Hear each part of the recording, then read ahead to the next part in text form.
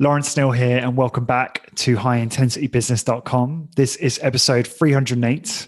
Today's guest is a returning guest for, I don't know, the 542nd time. Although more appearances and episodes. More appearances and episodes. It's been a long, long while. And his name is Skylar Tanner. Skylar is an exercise physiologist and founder of Smart Strength, a fast-growing, high-intensity personal training business based in Austin, Texas. Skylar, welcome back to the show. Thank you so much, Lawrence. Pleasure to be here. Pleasure's all mine, and been looking forward to this because I just love catching up with you, and lots that we can catch up and talk about in this episode. The first thing I wanted to do is I just wanted to actually give the listeners a view of Smart Strength, because I know you've been on before and you've talked about your business loads, and really grateful for all the stuff you've shared. And if anyone's interested in what it looks like starting and successfully growing a high intensity training studio business very well, then I would certainly search the archives for some of Skylar's content over the last few years. But do you want to give those that haven't heard of you or your business, do you want to just give your business profile in terms of like services, training methodology, session length, pricing, stuff like that? Sure, absolutely. So Smart Strength is a one-on-one, currently private just because of COVID regulation, but it's always one-on-one personal training facility here in Austin, Texas. We've been open now. It'll be year 5 we'll have completed 5 calendar years in October.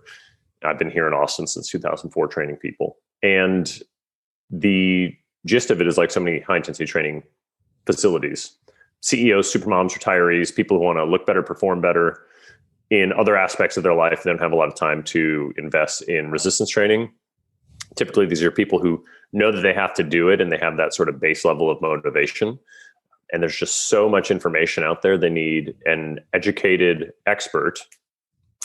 They need an educated expert to help them sort through that. And actually, that's one of the things I've been keen to say lately, is that one of the things that I think, I mean, we'll get into this and we can come back to it later, but I think trainers have a hard time with this, is that the trade that you're actually making with a client or a potential client is not your equipment, because even though we like Nautilus and we like MedX and ARX or whatever, they don't care. They don't know. They don't have a frame of reference. That what you are doing, what you are offering, is expert attention and accountability. That is your give, your ask, or your ask is your fee. But what you're offering is actually that. So they can offload all of those details from their brain and know that they've prepaid for a time slot at a given day or days every week, and that you are going to help them get stronger and create that relationship, that client-coach relationship. And initially, it has some structure. You know, we need to have tight boundaries. And then the longer you're training somebody, the more it morphs and becomes this long-term relationship with open communication that allows you to feed into other aspects of their life. So, but that's what we do. You know, we definitely start off with a pure super slope methodology. Just because of Wayne Westcott's studies on demonstrating how adults, untrained adults, get stronger faster doing that than regular HIIT, 2-4 kind of Darden, Jones, however you want to talk about it. In the long term, very similar to what Luke and the team at Discover Strength do, which is, I actually have a podcast, or not podcast, although I could talk about that here, a blog post, an Instagram about this, where in the long run, variation, which is a little different than variety, variation is important for clients and also for coaching clients, keeping you invested.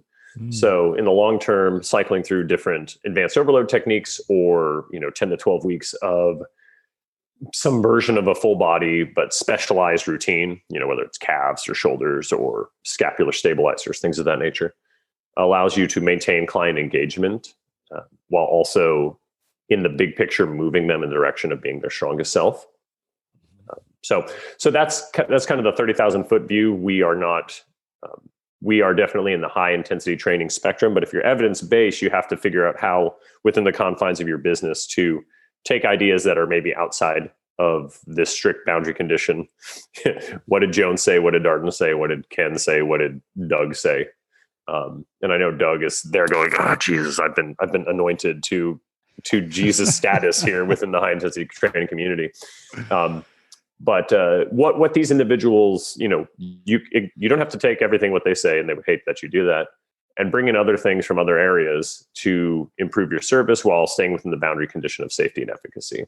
And that's the secret sauce. That is the minutia and the art of coaching. Love it. So what about, so what's your pricing and packaging look like? What are you offering? Sure. What do you charge? I think 4 sessions. Sure. So I'm in Austin, which I made the joke during the REC conference. I said, which is where all of the remote tech workers from San Francisco has moved to. Yeah.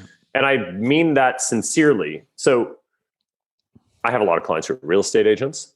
And it's amazing for them to hear how there are people from the San Francisco Bay Area, from Los Angeles, or from New York City, who are literally saying, find me a house. I don't need to see it. Here's what I want. Here's up to what I will pay. And you have a situation where people are bidding, they'll go in on a $500,000 home. And that's what that's what the seller is asking. And somebody will come in with cash and buy it for $575, $580 on a short close, and not require any of the other things like an inspection or argue back and forth about details. Like, people are just, it's insane. I mean, we're basically sold out because these people come from San Francisco, where they've been saving money for a house that's 2 or 3 times as expensive. And they go, hell, I could put 80% of the value of this house down. I don't care. Just buy it. And so they've all moved here. So within where we are, Westlake Hills and kind of Rollingwood is this little hamlet off of the main downtown. And it's where, as far as I can tell, everybody's a surgeon, a lawyer, an entrepreneur. Like all of the Yeti guys, like Yeti, they are all in Rollingwood. Like every single one is in Rollingwood. And so our pricing and packaging, if you wanted one single session with me, it is with no commitment, right? Just one session. It's $80. If you're buying 4 sessions a month from me, which expire at the end of the month, that is $260. I also offer 3 sessions a month, and I'll explain why I have this. So 3 sessions a month is $195. 4 sessions is $260. 6 sessions a month is, let me think here, it's $385. Because we just raised our prices in January. So I still don't have them all off the top. I have them on paper, right? And then 8 sessions a month is $510. They expire at the end of the month. They don't roll over. Now that is the legally side, the trying to keep people engaged. If somebody has some sort of medical situation, I'm certainly going to honor sessions, but a little bit different than Discover Strength. Discover, because Luke has 1,000 minions running around doing all of this for him on the administrative side. What I would rather have clients do is slightly underbuy. So if somebody travels a lot and they're a twice a week client, I would rather have them buy 6 workouts and then a la carte remaining sessions that month. Mm-hmm. And you just charge them single sessions at $80. Yeah, just charge them not the $80 rate, charge them the price of the session of their package, right? So it's $65, right? So about $65 a session, because they've bought their time. They've already paid me at the beginning of the month, right? So the whole disincentive for single sessions is to get that commitment, that expert attention and accountability commitment, right? So if they've already paid for that and they're serious, then I go, okay, let's buy 6 so you don't waste anything. And we get the extra sessions as you use them within that calendar month. And then on the first of the month, you're being charged again for your, 3 or 4 or 6 or 8 sessions. Mm-hmm. Got it. This saves me as a father of soon to be 4. And, my wife is not, my wife is an assistant principal. She's got a lot on plate, and I want to maintain, I want work-life balance to the extent that it's really work-life separation. Now I'm my work brain is still churning when I'm with my kids and vice versa. But I aggressively protect my time when I'm in those spaces. So I want as little administrative friction as possible. Okay. That still means on the first of the month, I'm sitting here rectifying accounts, at the kitchen table where I am right now. But I tried to use all the tools and automation techniques possible. And if I'm having to chase, if clients are going, well, how many sessions do I have left on file? I don't like dealing with that. I would much rather have them slightly underbuy in the short, at the first of the month, and then not have anything left over at the end of the month. So somebody's not going, well, 3 months ago, I missed 2 sessions. I don't want to deal with that. Yeah, exactly. So do you find, and then also I sell 48 session and 96 session packages, your effective year in advance for once or twice a week. And those are treated like a punch card, right? Just use them, just knock it off as you go. And then I get that as cash or check, so I don't have to pay the credit card fees. Oh, yeah, smart. Yeah, because that can add up. Yeah, wow, okay. And session length is what? You say 22 minutes, but is it actually half an hour? It's 30 minutes. It's a half hour. It's a half hour. That's a pithy line. And really, I've tried to de-incentivize that 22 minute as a line, just because there weren't a lot of people coming in. Skylar, 23 minutes was too much, but when you said 22, it's like, have you seen? Did you ever see the movie There's Something About Mary? Yeah. And Stiller, Brett Favre, he's in there. Why am I forgetting her name? Blonde woman who wrote a book on longevity. Cameron Diaz, isn't it? Cameron Diaz, right. Yeah. There's a whole scene where they get picked up in a van and there's some guys going on about 7-minute abs, right? 7-minute abs, I'm going to totally undercut 8-minute abs, which was a series of videos, by the way. Yeah. And we can circle back on all of these like internet gadgets and Peloton and things of that nature, because it's not about having access to the information. We've always had access to the information, like 8-minute abs. And so this guy's going, I'm going to undercut the market. 7-minute abs. It's the best. Nobody's going to, they're thinking about how much time they're going to think about all the things they can do with that extra minute. And one of the characters goes, well, what if somebody came up with 6-minute abs? And he's going like, 6 minutes? You can't get a workout in 6 minutes. It's just crazy talk. So nobody was coming in for that. Like 30 minutes was something was within the boundary condition of what they expect they could get a workout in. So as long as it sort of met that, whether it was 25 or 30, it didn't matter. And for me, it's just like, cool, I'm just going to do more exercises. Right. So when you come in from a HIIT background, I've done this, you've done this, I know.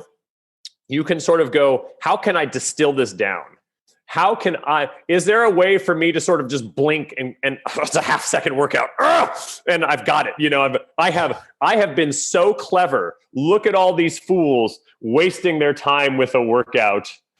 I am an alpha subject, and King Ken will anoint me. He will use his hand and he will give me all of my credit. But as it turns out, part of the workout, I think for a lot of us now that for some of us anyway, who have life responsibilities, is part of that is an escape.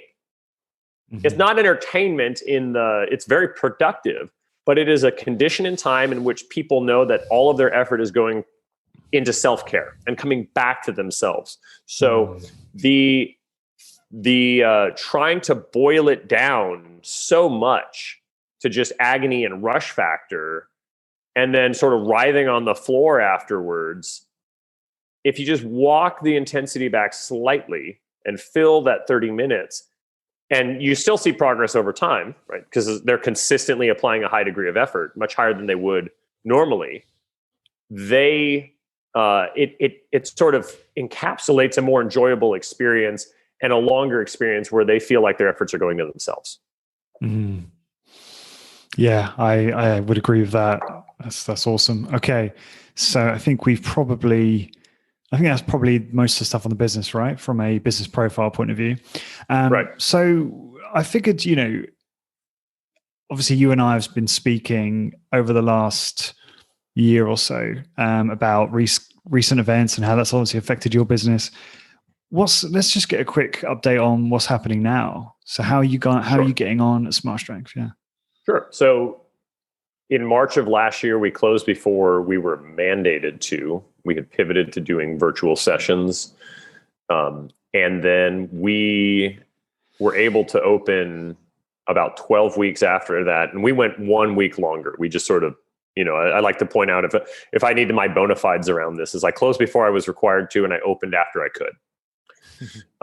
And so the shift that we made was now we have no overlapping sessions in the middle of the day, which is something Edwin, our other trainer, and I had for a really long time. So we're bookending. So that was to try to keep clients feeling safe and just play to that, make sure they feel like that's in a good environment. And then as things have progressed and opened up a little bit more, and more of my clients are getting their vaccine and kind of opening up, we still by mandate have to wear masks. But it's Texas, so there's not a lot of. I heard a raw milk guy locally talk about this. He said you can have states with low law but high enforcement, or states with high law and low enforcement. And so I think a lot in Texas, it's a lot like that. Like in the city of Austin, we had more people in the ICU 3.5 weeks ago than we did at the peak of in the summer of last year. And the whole state was on fire. I mean, it was bad as far as actual people in the ICU, not cases. And actually Texas made this shift, because you and I had this discussion, and we're not going to veer off in the COVID territory, but what you care about is not the cases. You care about the actual strain, the actual people who are in the ICU, because then if that's filling up faster than you can shuffle them out, then you got a real problem. And so you had counties who had, the ICUs were totally full, and they were like putting beds in the civic center kind of thing. So Austin, is like stage 5, but nobody's knocking on my door seeing if I'm an essential business, right? That's not happening. But I want to make sure that, I'm showing my clients the type of respect, we try to keep 6 feet to the extent we can, wear masks, plenty of hand sanitizer, all that fun stuff, and just bookending the appointments. I lost nobody personally, like as the trainer. I came back, and within about a week and a half was back up to just about 80 sessions, which is what I was doing before, because I had been giving sessions to Edwin to try to get myself down to 40 hours. And I have a waiting list within those people who are training me once a week, and they want a second workout on my calendar, and there's just not availability yet. So I'm feeling really good about that. And then our employee, because of the PPP loan that we had in the States, there was a loan that was offered in the first kind of round of stimulus from the government. And that basically turned into a grant. It was forgiven, but we were able to keep our employee on at his salary through the whole thing, even though his training was he was doing some virtual. He was doing other things I was kind of tasking him with, but it had dropped off a lot. And so when he came back into the gym, he's had the build up since then. And now he's doing about what he was doing this time last year. So that movement is good. Seeing that is good. Seeing him continue to progress. And actually, the challenge has been, how do I see what he's doing and train him and build him up, given his background, without seeing him, right? What are the things I can enforce, and what are the things that I can build upon? So he really got a lot of value out of watching Luke kick your teeth in on Zoom workout. Like he was like, I like these cues. I'm going to use that. I like this. I'm going to use that. So on Monday, it is Thursday. It is Thursday today, Thursday the 11th. On Monday, the 15th here, Luke's going to do the same thing for me in our gym on our equipment. So I'm going to film that on Zoom. We've talked about that. Yeah. Might release it to the membership, but mostly it's for outward marketing. Hey, clients, watch your trainer get his teeth kicked in. But also for continue, like, here's something that I can give to Edwin, and we're going to train him up that way, and add to that, like, use this, leverage it, take from it. And that's how that's our challenge right now. It's not really a challenge, because he's still gaining clients, and we're doing no marketing of any sort. So he is doing well enough to retain at a higher rate than people are leaving. And so we want to improve that, but I think it's not going to be necessarily by improving his skills. He's been doing this for 11 years. Who Charlie Munger is? Sure.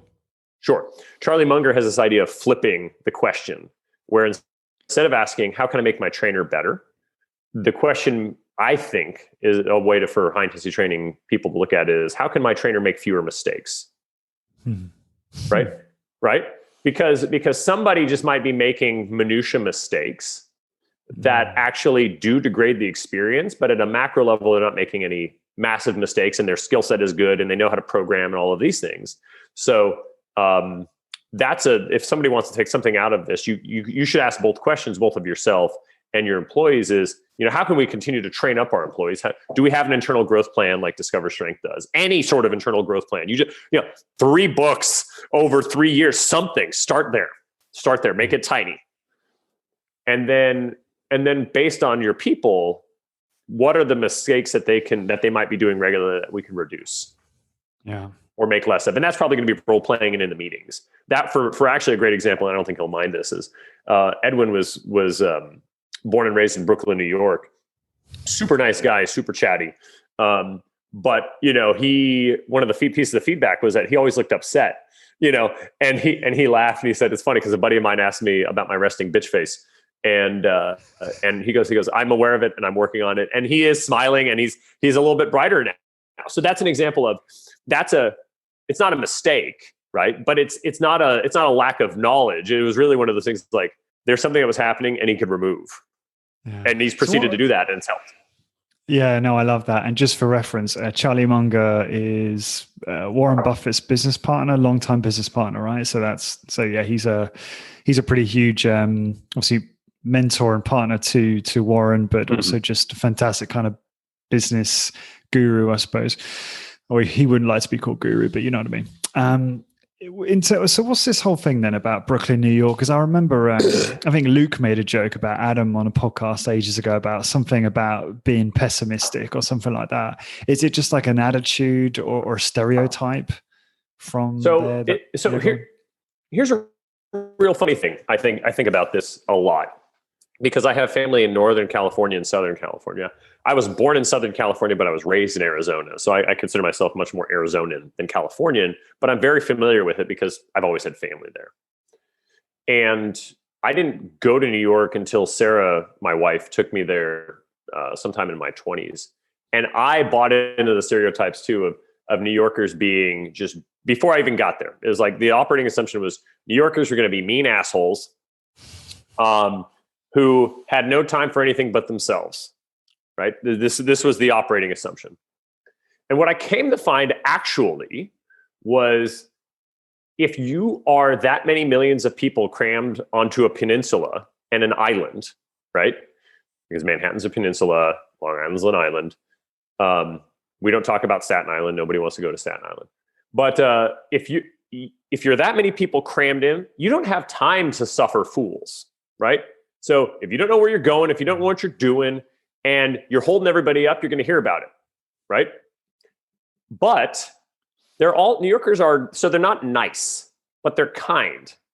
I've had great conversations with all sorts of New Yorkers about all sorts of things, random people out on the street, where we just, encountered the same thing.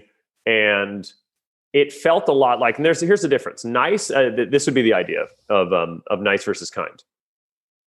Nice would be you on the street, cold because you underdressed for the weather, somebody kindly saying, well, Lawrence, I sure hope you find a jacket because, it's really cold outside and I really hope you get warm soon and I hope you have a great day. Kind would be, what the fuck are you thinking? Here's my coat.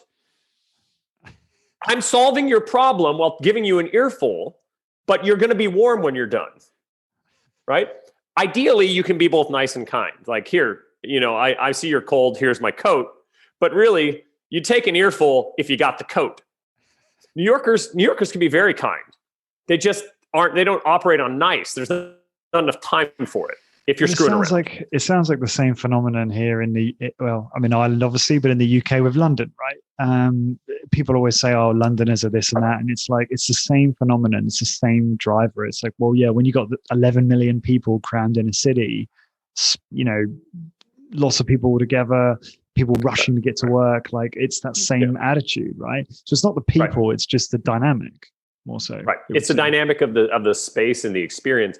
Yeah. And whereas a place I actually think Los Angeles, it's funny because I think Los Angeles, Southern California, so a lot of people come from, say, San Francisco or Northern California to Texas or Austin. And they're initially, people aren't here, they're very hospitable. Southern hospitality is a thing. People want to go out of their way to make sure that they're kind to you, but we smell assholes a mile away, right? Like if you're disingenuous, we don't have time for that. Like it's part of the whole Texas ethos anyway. And I would Central Texas especially, it's probably like the Czech, German, ostensibly narrow focused mindset because a lot of the hill country, the area where Austin is in the central part of the state, was settled by Czech immigrants and German immigrants. And there's a lot of that kind of, yeah. I mean, literally an hour and a half that way, there's a town called Fredericksburg, right? Down the way here, there's a city called Green, but it's spelled Guerne. So you're like, Gurney? No, Green. Trust me on this. And then there's Bernie, but it's Boerne, born, Right. but it's Bernie. So, I mean, it's all over here. I think so. I think that I'm sure there's a sociologist somewhere who's done this and figured it out, but I liken at a macro level the attitude of people in Texas with the kindness but not suffering fools. It comes from a different place, but I think it's much more similar to New Yorkers than it is to like Northern Californians, who I think of, and I'm painting in broad strokes from my own experience. So, individuals are individuals, but I always felt that there was a layer of niceness, but not as much kindness as I would like. Your mileage may vary. All right. Wow. Okay. And sorry, you're talking about California, more niceness. So more kind of like smiling through their teeth, but not really trying to help you out. Yeah. Okay. The joke actually is, I have a client of mine who's lived in both Northern and Southern California. I'm walking here on the film, so you get to see part of the house, because I got a dog who wants to go outside. I can't tell if it's because she wants to kill a squirrel. It is because she wants to kill a squirrel. She's not going to get the squirrel. Go, squirrel, go. All right. Yeah, so she, where was I? Northern California niceness. Yeah, gritting through the teeth. His line was, in Southern California, if you were doing you needed help with something. In Southern California, literally people would go, you can't have any of my time. How much money do you need? Like, currency was the thing. How much money do you need? Because that's going to get a lot farther than me just giving you nice platitudes and a warm body. Whereas Northern California was, I will give you none of my money, but I will give you my time. Mm-hmm. So I don't have any big picture kind of filters beyond that in my experience. My father-in-law lives in Berkeley. My sister-in-law and brother-in-law live in San Francisco. So I spent a lot of time up there normally on a yearly basis. Yeah, and not that I probably need to do this, but I'm going to do it anyway. I am obviously generalizing. I know there's lots of lovely people in California, or we're both generalizing. So I can't even remember how we got onto that, but just bringing it back. We got onto that because of removing the negative and our employee being from Brooklyn. Oh, that's it. Yeah, got it. Yeah. I remember now. I seem to remember you're always on the lookout for new gadgets, new machines. I want to get the latest update on the Smart Strength, latest interesting machine acquisitions. If there's been, I have no interesting machine acquisitions to speak of. I have been trying to sell. Months? What was that? Okay, so yeah, last year I picked up a MedX leg extension, the MedX lateral raise, and there you go. And a MedX pullover. What I'd like to do, so if we talk about this at a business level, what I would like, so I like working in the business, right? I like it's like the podcast that you just released with Luke talking about 10 reasons you shouldn't start a high intensity training business. Well, I love working with people. I love the coaching aspect of this, and actually working in close proximity with people. And I love the craft. Right. I mean, that's just part of it. So, so a lot like Doug Holland in that way. And so, but I also, because I have 3 going on 4 children, I cannot be married to my business. And I mean that in the nicest way possible, Luke, the way Luke is, right? I have a wife, I have children, I have things that I didn't just want to make millions and millions of dollars out of my business. But nonetheless, I want the business cannot just be me. So it's not trying to walk the middle path. I don't want to be Doug working 125 sessions a week, and that's that. Although he has 4 kids, and I don't want to be Luke. Wow, no. Where I'm always traveling for whatever reason. I'm always traveling, and I'm the CEO. The middle path would be like a larger kind of my studio. And then almost like the way Luke has just rolled out the micro studio, where the key killer feature is one-on-one training. But kind of using that in a sense, because, and part of that, and he'll tell you this, that's in an office complex. The price per square foot is less. He only had to put one version of each piece of Nautilus Nitro line in there. So he has the strength of the Discover Strength brand, and he could get into an area, and Nautilus Nitro is good equipment, but it's far less expensive than MedX. And he could start generating revenue at a lower cost per square footage, and initially generating some word of mouth in addition to his advertising by being in that part of town. So I look at that personally from a business sense. I want like the bigger space where I have almost a Luke size, duplicates of multiple pieces, and it's somewhere in the neighborhood of 1,800 to 2,000 square feet, and we got multiple trainers going at the same time, kind of thing. But then you could very easily at a low cost per square footage, because office is less, spin off your kind of satellite studios, generating revenue without you being there, because you've done hard work on creating your playbook, your way, your manual, which I'm going to work on today, actually, after our talk, as to how you expect things to be done and what an employee will be judged on, what their job description entails, and all of that thing, and getting it down on paper, getting it down in a digital document, and having checks on, if you're doing these things, then you're doing your job. So that kind of middle way of, I love working in the business, but I want the business to make money in spite of me.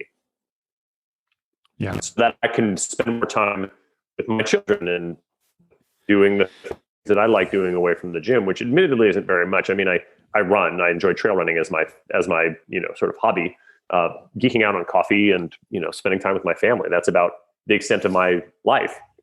Let me ask you, how do you deal with, when you finish a shift, which can be exhausting, right? If you are, especially I think if you're doing this job properly, where you're giving each client your absolute undivided attention, your complete focus, you're kicking your own ass as much as you're kicking their ass to get them the best results, right? When you've been doing that all day, or even for a fair few hours, it's very tiring. And I'm just curious, when you come home at whatever 4 or 5 p.m. and you're then spending time with the kids, I mean, I don't know whether this is different when they're older because they're a little bit more interesting, they're more playful, versus when, they're 14 months, like my son, although he is still very interesting. I don't want to take away from that, but you know what I mean? It's just different. I mean, I guess we're kind of getting into fatherhood a bit here, but I just thought it was relevant based on what you just said. Like, how do you find the energy to actually play, or do you just force it? Like, I'm just curious how you feel do you not just feel knackered sometimes? Oh, I do. So there's a couple things here. When I started the business and I was doing upwards of 115 sessions a week, I don't think that base, I'm going to use some running terminology. Normally in running, when people are, they've recovered from a race and they start, if they're being coached and they're professionals, so I go through a period where they just do lots of easy running. They're trying to ramp up all these cardiovascular enzymes and try to boost capillary density before more specific race specific work. They call that base training. Okay. So I had done up to 115 sessions a week, right? And a week over week, and I had 2 kids at that point. This was before Henry was born. And before we hired 115, is that over 7 days? No, that's over. By the end there was a little bit on Saturday, but that was a real short period of time just because I didn't open Saturday until I had an employee. So 20 sessions a day. Yeah. Oh yeah. It was like 6 to 4. Most days, and then it would be 6 to 6 or 6:30 on 2 days a week. And so you kind of get in this fugue state where you're doing the work. What you learn to do is when to coach hard and when to back off on your coaching, right? You don't need to be all in on the first rep. Yeah, that's great. That's an awesome start. You don't need to do that. Like you sincerely, you do not need to do that. Luke might fire you if you don't do that, but you really don't need to do that. You need to, because where people are going to bail is their desire to continue to move the weight is falling off. And that's when your coaching needs to ramp up on the exercise. Yeah. And so coming down to 80 sessions a week, that's just not that big a deal. I mean, it is a big deal, right? Because I'm tired at the end of the day. So I work 6 to 2. And then at 2, I immediately leave to go get my 5-year-old because his pre-K program is done at 2:25. and then we get a snack, and then we go back and get big brother at 3, and then I pick up baby brother at 4, and I'm typically 2 days a week. We have a woman who helps us, and I'm loath to say nanny. It's my working class background, but she's here providing a lot of interference on the kids while I start to get dinner ready. But she's not only watching the kids. Like, I'm playing with them. I'm helping with homework if it's needed, which there really isn't a lot of right now. He's first grade.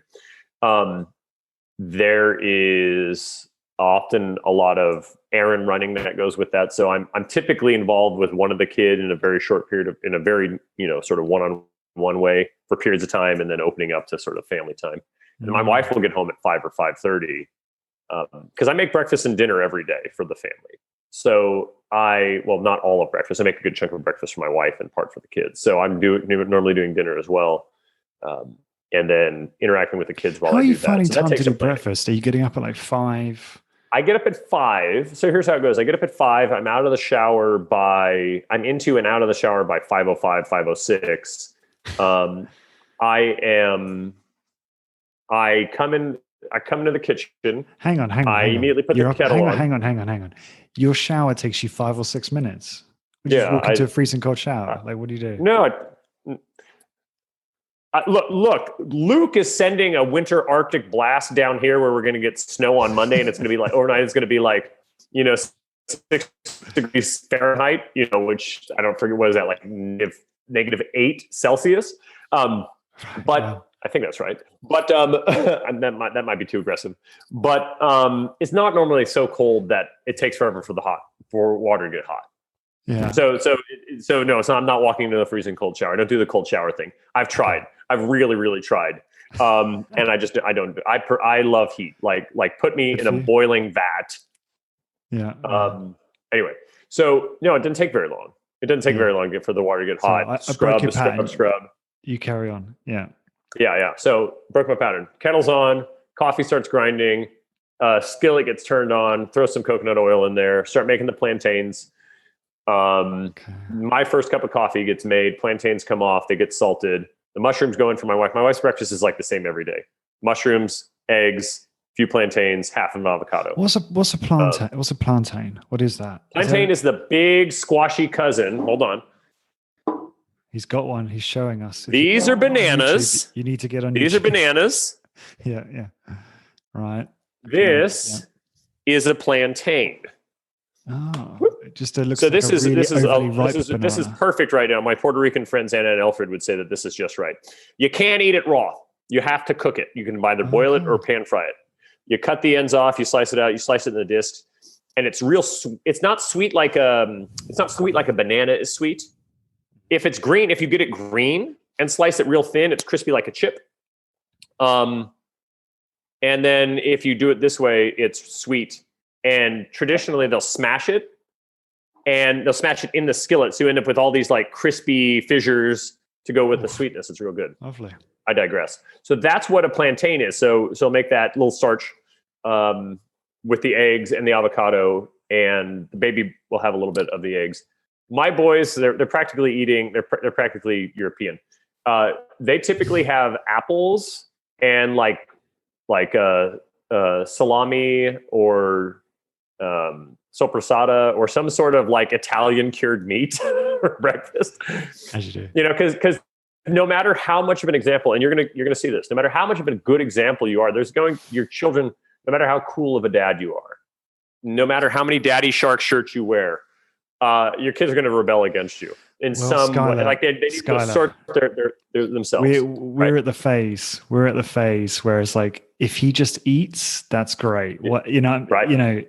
We do feed him healthy food, but we're at the phase. I think at the moment he's just this last few weeks where he's going through some kind of leap. Who knows? And it's like, okay, you won't eat that. You won't eat the quesadilla with the cheese in it, right? Which I suppose you could argue isn't particularly healthy. You won't eat the meatballs, right? Okay. Are you going to eat a Baby Bell? No. Okay. Which is cheese. I don't know if you guys eat Baby Bells. Yeah, I know Baby Bells. Yep. Okay. And then, you're just cycling through all the options. Okay. Do you want an orange? And then eventually so it's we got a bunch of oranges over here too. Right. So it's funny how, and this is where you're probably thinking, I told you so. Like, how I just realized how naive I was coming into fatherhood. It's like I was judging other people. What's that? I'm not gonna, we all do that. Like, we judge history the same way.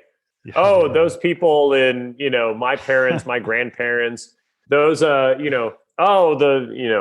and such should have known before World War I that, that Kaiser Wilhelm was going to, invade Poland. That's the problem. And you need to get a little older to realize people are doing the best they can with the information they have. And that information is colored by the circumstances and cultures of your life. Right? 100%. So I love this conversation about fatherhood and business, and this is something I wanted to get into with you because I think you're just a great example of someone who's managed to make it work, but also found time to find some balance and spend time with the family. So you were saying there, so you got your morning routine down, and then you got getting into studio for 6 a.m. for your first session. 6 a.m. for my first session, and I do 15 to 16 sessions, right? I have baked in, because some of those people who are once a week are, that they're on for twice, but they've only paid for 6 sessions or whatever. If their business or something comes up, there's always just going to be a little bit of attrition. That's fine.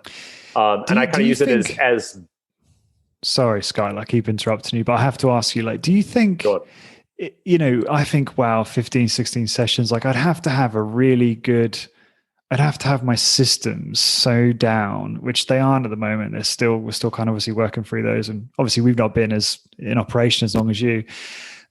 I'd find that absolutely exhausting. I think at the moment I could probably do about 8 in a row, 6 in a row, maybe 6 to 8. And then I'd be just destroyed mentally. Do you find... I template as many workouts as possible, right? In the sense of I use Strength Portal, which we've talked about before, and I think it's a fantastic tool. That tool has a lot of things. If somebody's coming in to start with this brand new, they're going to do pure super slow for 8 to 10 weeks. Mm-hmm. I don't need to think about that. That's what they're doing. Yeah, I'm doing that both to get them faster strength gains, but also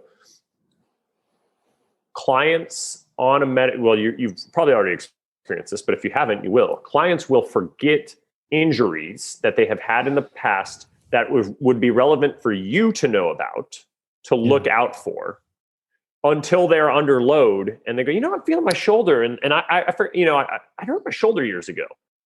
Well, I would have, even though it's not bothering you now, I should be aware of that in case I start to see some sort of behavioral shifting in the seat, all those things that you are still downloading, right? You've been training yourself for a really long time. You've trained some friends.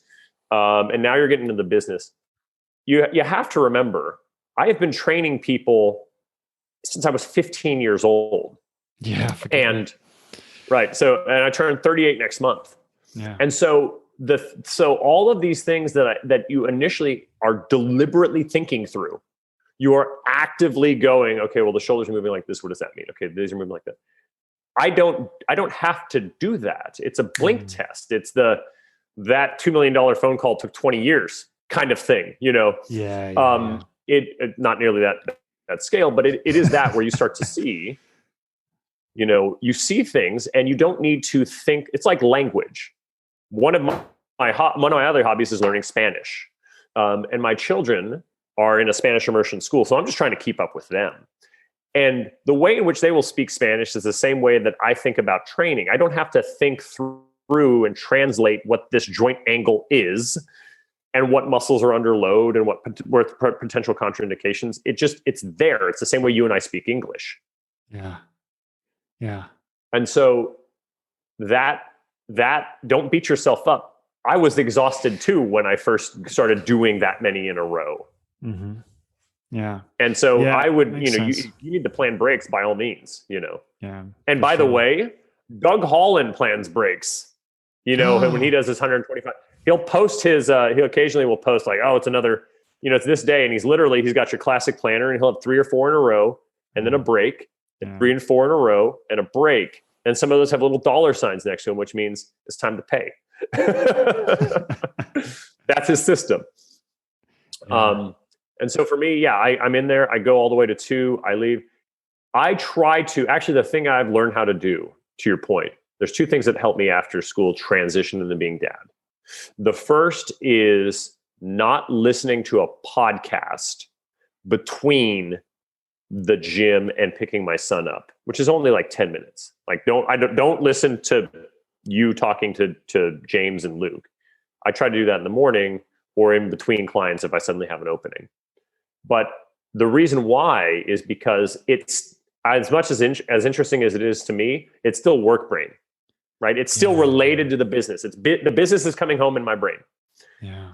I try to either drive in silence or listen to some non-spoken word ambient music to try to jazz or electronic of a slower tempo to try to transition me and to mark that drive as, okay, now we're moving to dad mode. We're moving out of solving problems in the gym and thinking about the best way to eke out this much more of a result with a client to, okay, now it's about being present. Yes, I'm trying to manage my children to bed, but paradoxically, the harder you try to do that, the worse it goes. The more you try to wrestle your kid in the bed, the worse it goes. It's actually a little bit two things. I wish I would have learned this when I was a teenager and trying to date the girls I wanted to date. The thing that runs gets chased. The thing that right, the antelope runs, so the predator chases it. And so the more desperate you are to try to get something done, the harder it is to get it done. So I try to be focused on being present with my kids, letting them kind of decide and direct. And now that I've got a 5-year-old and a 7-year-old, I can dictate a little bit to them. Like, hey, Liam, can you help me by going and getting this? Or, hey, Jack, can you go and get this for your baby brother? Can you go and play cards with your baby brother while I'm finishing this thing up? So they're getting old enough to where the oldest one can help me do stuff with the youngest one. And the 5-year-old can help me by fetching things, right? Just on your point about switching modes, that's interesting. If you then have a conversation with your wife like that after about something to do with the business, does that kind of mean that you're going back into work mode and do you try and shut that off? You try and not do that? Here, I got this from Laura Fleshman. She's the CEO of Picky Bars, and she was a two-time 5,000 meter champion in the United States.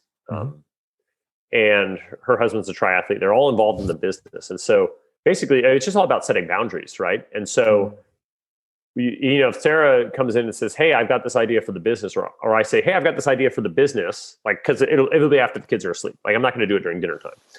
Do you have the energy? Do you have the bandwidth to talk about that right now? Yeah. And if not, then it kind of goes, cause we talked about EOS here. You sent it to me.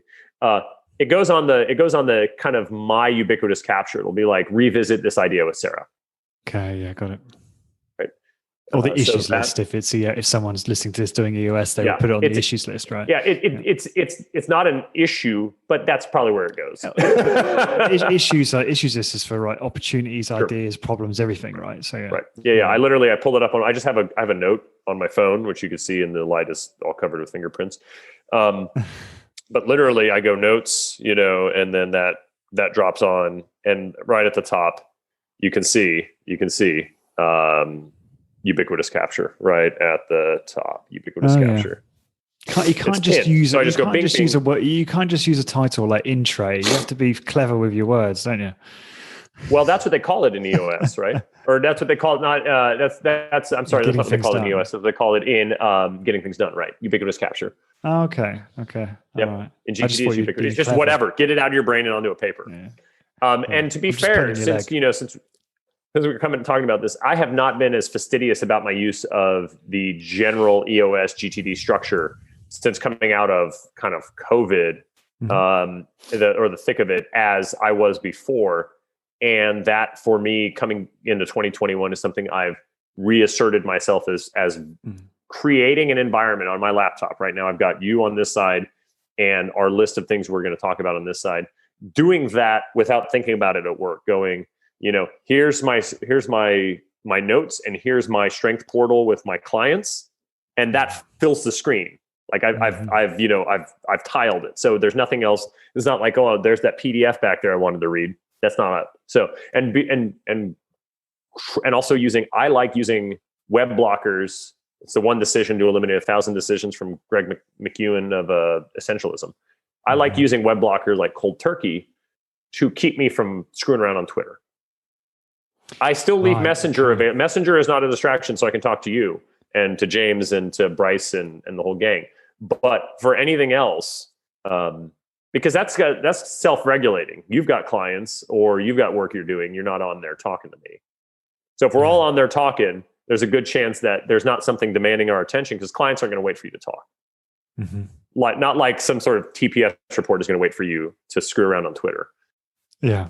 It's this is good actually, because Twitter and those kind of distractions are a good example of like a lot of people will think, oh, I have the self-discipline to stop doing that, but don't kid yourself, because you're not wired that way, right? Like, right. And I'm not the first to say this, but these companies have, people, the top PhDs, the top, researchers, scientists in the world whose job it is to make it as addictive as possible. So you're totally outgunned. And it's like, well, you're much better off.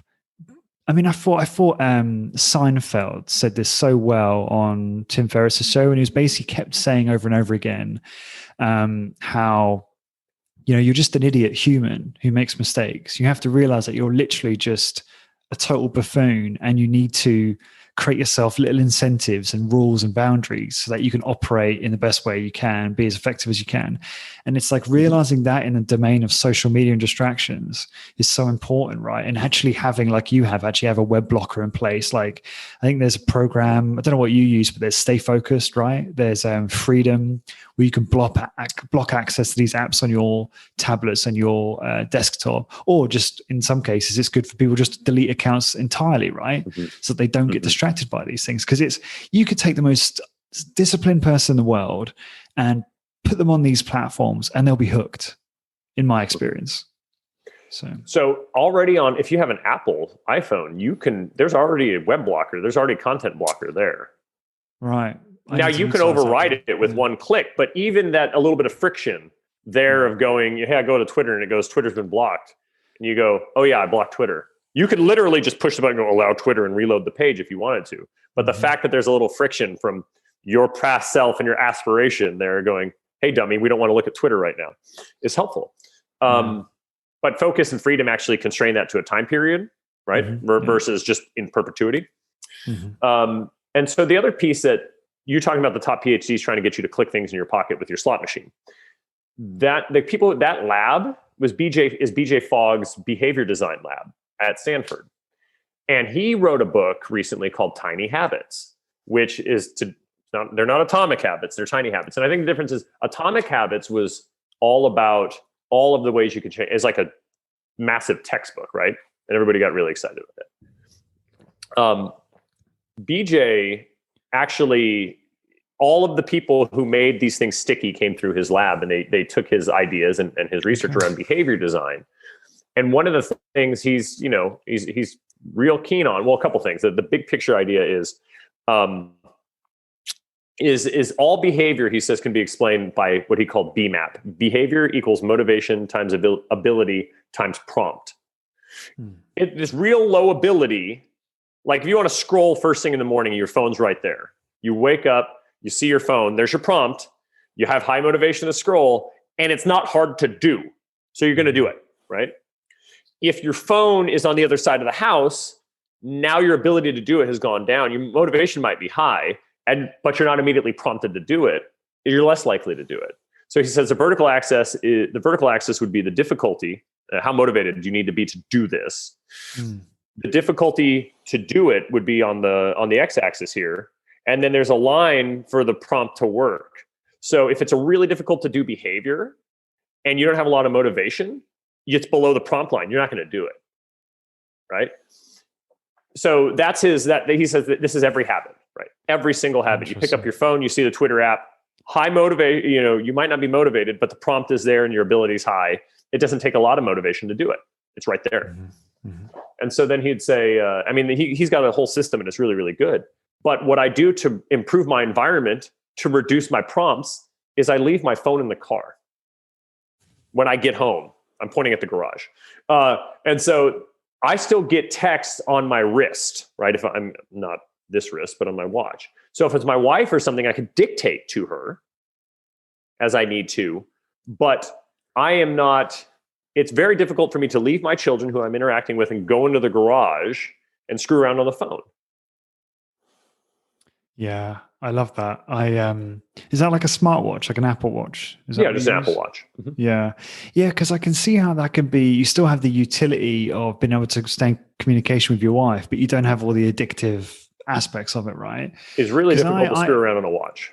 we are really, we're quite, we're not fully anti-screen in this house. I mean, Arthur does occasionally watch telly, but like, we were really quite strict about not using our smartphones in front of him, right? During now and in the beginning.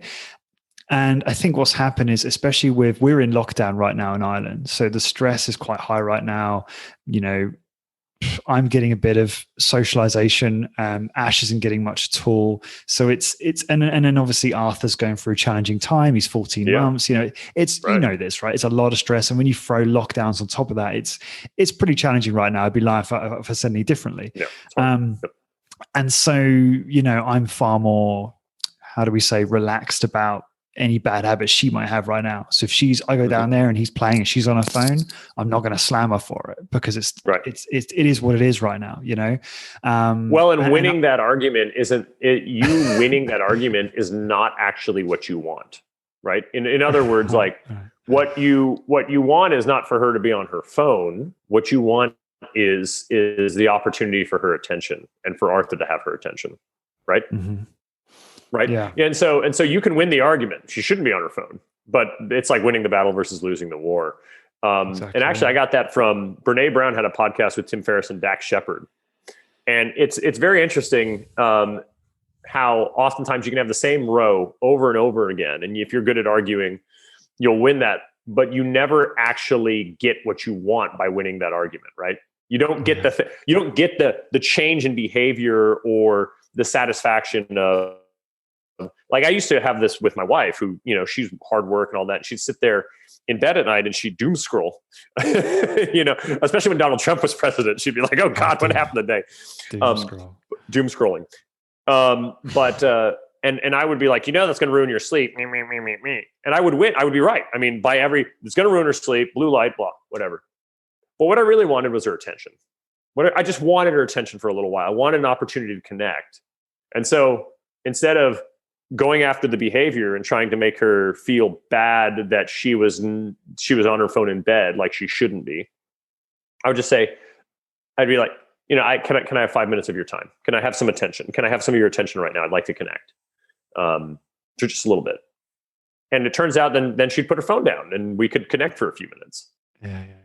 Yeah. Because I end up going down YouTube rabbit holes watching, people doing all sorts of crazy guitar covers and silly videos, and suddenly I'm in my 7th Davy 504 video arguing with some violin players.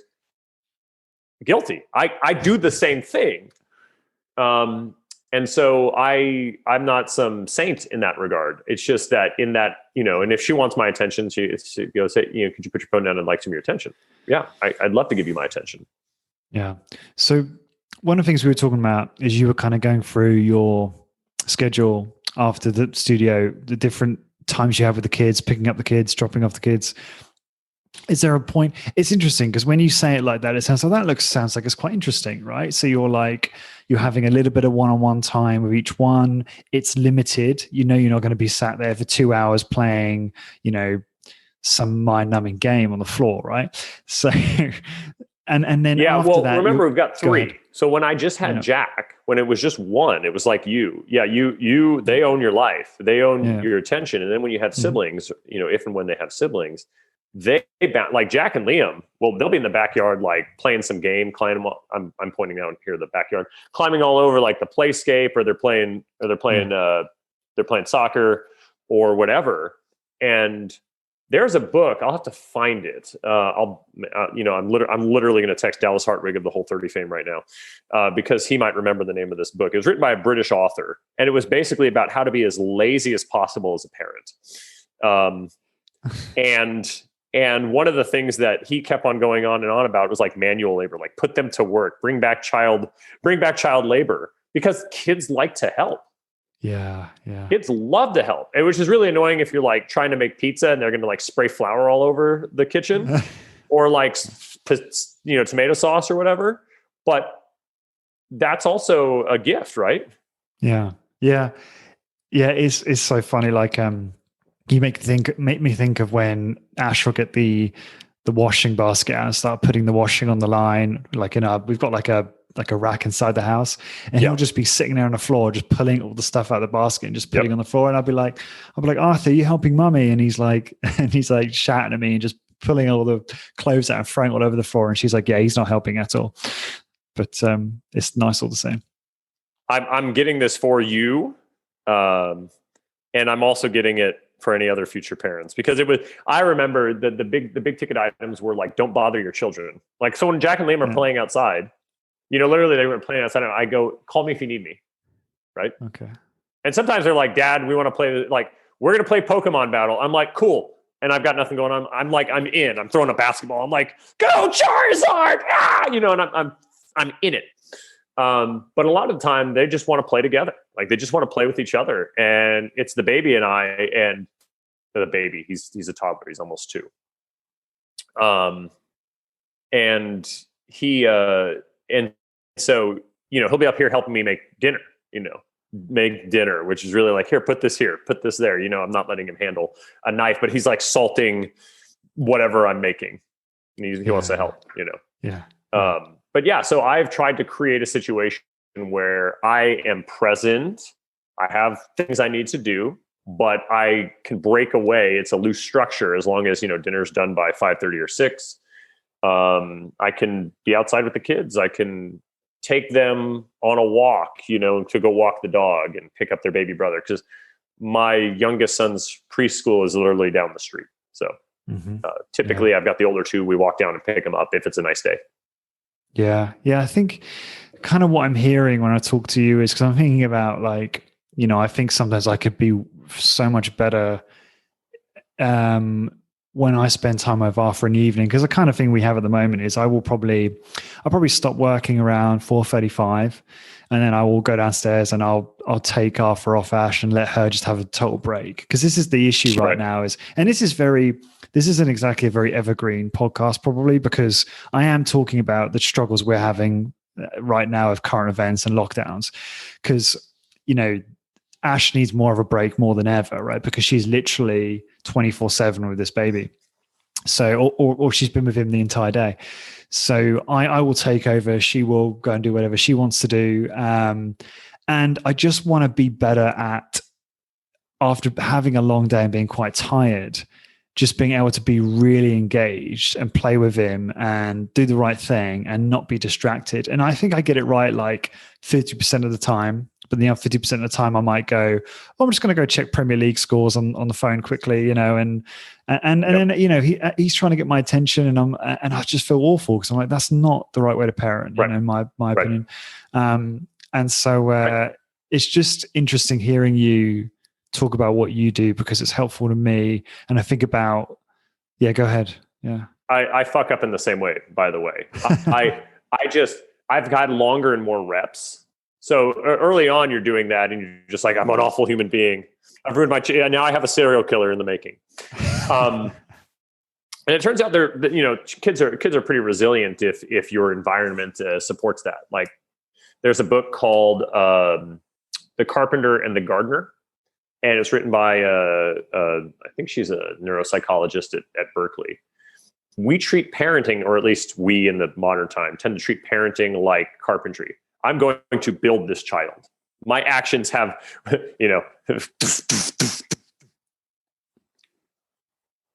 when my mom died and we found my childhood journals from when I was a baby, in my early years, my mom, and I'd never seen these before, by the way, but it's like before we had online versions and we took 1,000 Instagram photos, you had to write things down. Yeah. And there's some lines in there. She goes, Skylar is so physical and he's so active. If he doesn't end up doing something with his body when he's an adult, I will be very surprised. I'm a coach who owns a gym, right? Like so it's much more like gardening. Your kids are who they are. They have a seed. They are a seed. The tomato plant's going to be a tomato. I can't turn a tomato plant into an eggplant. No amount of me trying, singing to it, special watering, special soil is going to do that. What I can do is I can make sure the soil is good. I can make sure the weeds are not plentiful. I can make sure it's well taken care of, and it's going to be the best tomato plant it could be. And so that is, I think about it as encourage your children to do more of the things they would rather be doing with their interests. Be a fan. Be a fan of what they like for their sake. And if you're doing that, that's that level of attention, like that's what they want. And so actually it sounds like if you want to veg out, yes, you want to veg out doom scrolling Premier League scores. Or it's only doom scrolling if your team is awful. I was going to say it's normally pretty good. Okay, good. But if that's the case, I mean, it doesn't require a lot of it when they're like building blocks. I'm like, cool, let's put cars under the blocks, and it doesn't require. Surprisingly, you're asking earlier about the engagement. Playing with your kid doesn't require engagement the same way training it requires engagement. Like, just help your kids do more of play the game that they want to play anyway. Well, one of the habits he has at the moment is we got tons of books, and he loves books, which is great, right? And he'll pull a book out and he'll scream at me to read it to him. So I'll read it to him, and I know we get halfway through and he's bored, and he gets the next book out, and then we're just repeating the cycle. Just read 4 pages, next. And maybe I'm being ridiculous then, because I'm like, can't we just finish a book here? Can we just finish book? Well, not now. Yeah. Not yet. Yeah. I get it, except it's like just reading the same book over and over, right? So it's like I'm trying to get him to do another book, and he's like, no, we're gonna read Bath again, right.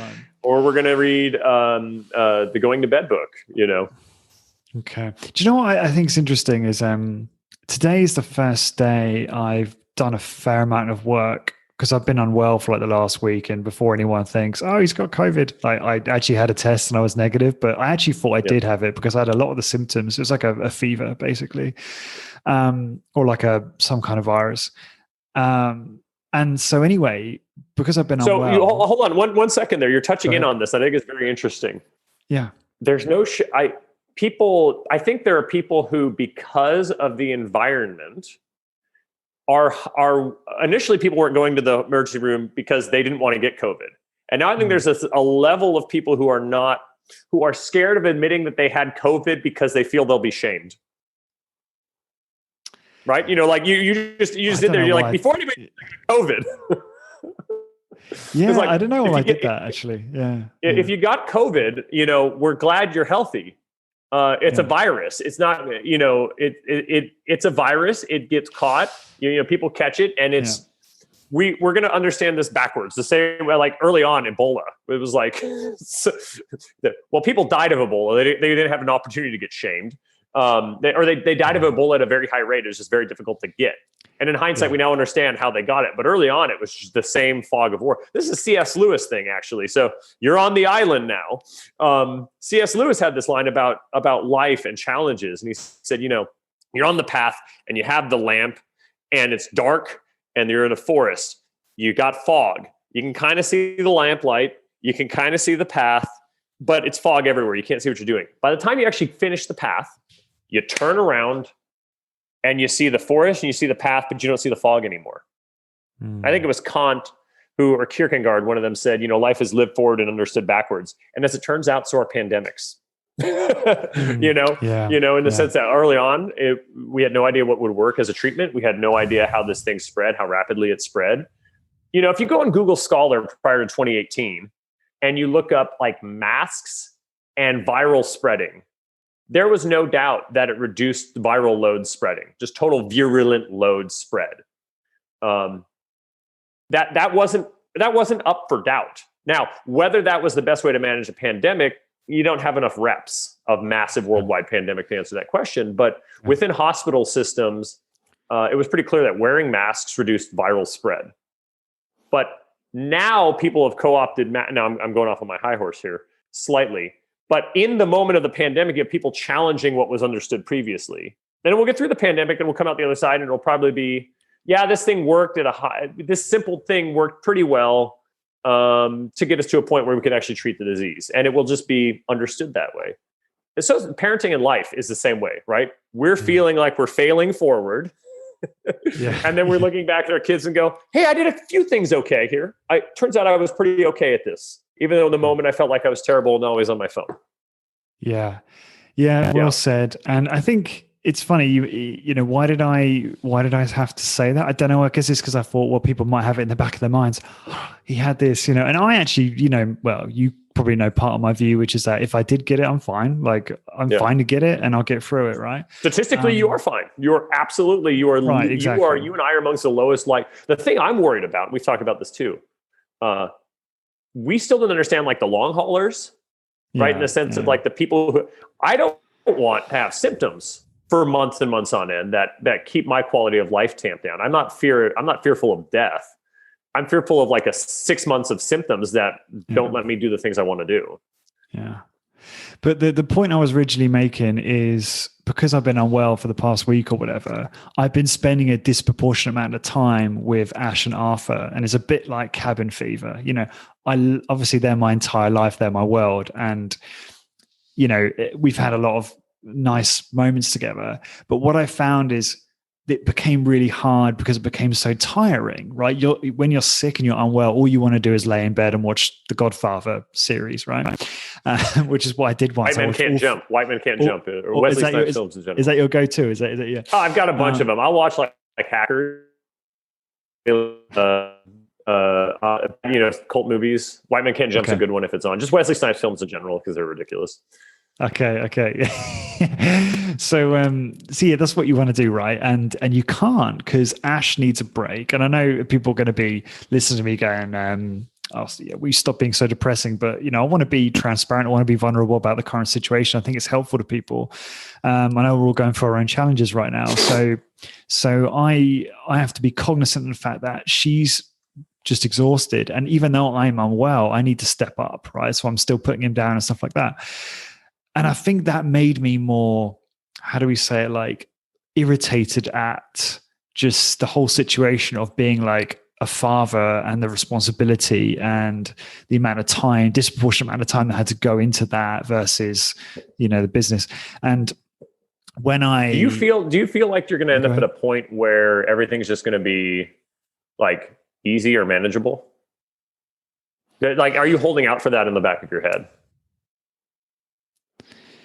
Not in the purest sense, because I understand that it's just a new challenge around the corner, right? There's never I get that, but it's hard. I'm not lecturing from up on the pew. But did you see the movie, the Pixar movie that just came out, Soul? Have you watched that yet? What's it called? Soul. Like soul, like S-O-U-L. Amorphous spirit that. Okay. Soul, no, I haven't but also even heard like of jazz. No, oh, dude, great. It's not even, I mean, it's a Pixar movie, but they don't even try to like make it to kids. It's really for adults. And there's this line, it's like a variant of the whole "This Is Water" thing that, why am I forgetting the name of the author who killed himself, who wrote Infinite Jest. Loved by Gen Xers everywhere. He's just fine for the rest of us. There's this line where the main character in the movie, and I'm not ruining anything because this is not actually the punchline of the movie. He finally gets what he thinks he always wanted. And he's left empty inside a little bit by this. He's like, this is what I always wanted. I thought this was the arrival. And this woman in his life goes, you know the story about the fish in the ocean? He goes, no. She goes, this old fish comes on one day is out swimming, and two young fish swim up to the old fish and goes, we're looking for the ocean. And he goes, well, this is the ocean. And the two fish goes, this is just water.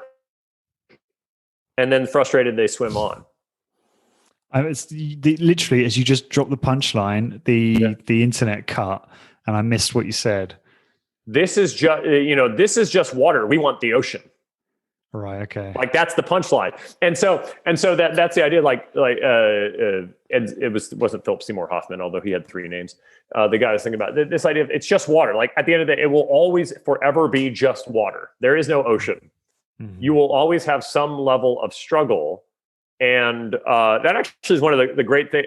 That's resiliency in sports psychology, is making lemons out of lemonade. The first step is like accepting that you're going to have lemons. Like there are lemons, and it's not the lemon that you prepare. It's probably not the lemon you've prepared for. Yeah. And the longer you try to act like there's no lemon, the more frustrated you're going to get. Yeah. I mean, I think, well, no, I agree with that fully as a sort of philosophy. But where I was going, my point is like, since having more order, right, in my life, as in having time to and energy and feeling better to be able to work, it then renews and restores my time with Arthur, right? Yes. Because I and so when I spend time later today, I'll be way more present and just better at that role, and I'll enjoy it more. And that's the same for when. And so this is all I'm saying is like the last week or so, I've been a bit more melancholy about my lifestyle because I'm like feeling unwell and then feeling like, God, I can't handle being doing all these father duties right now and all that.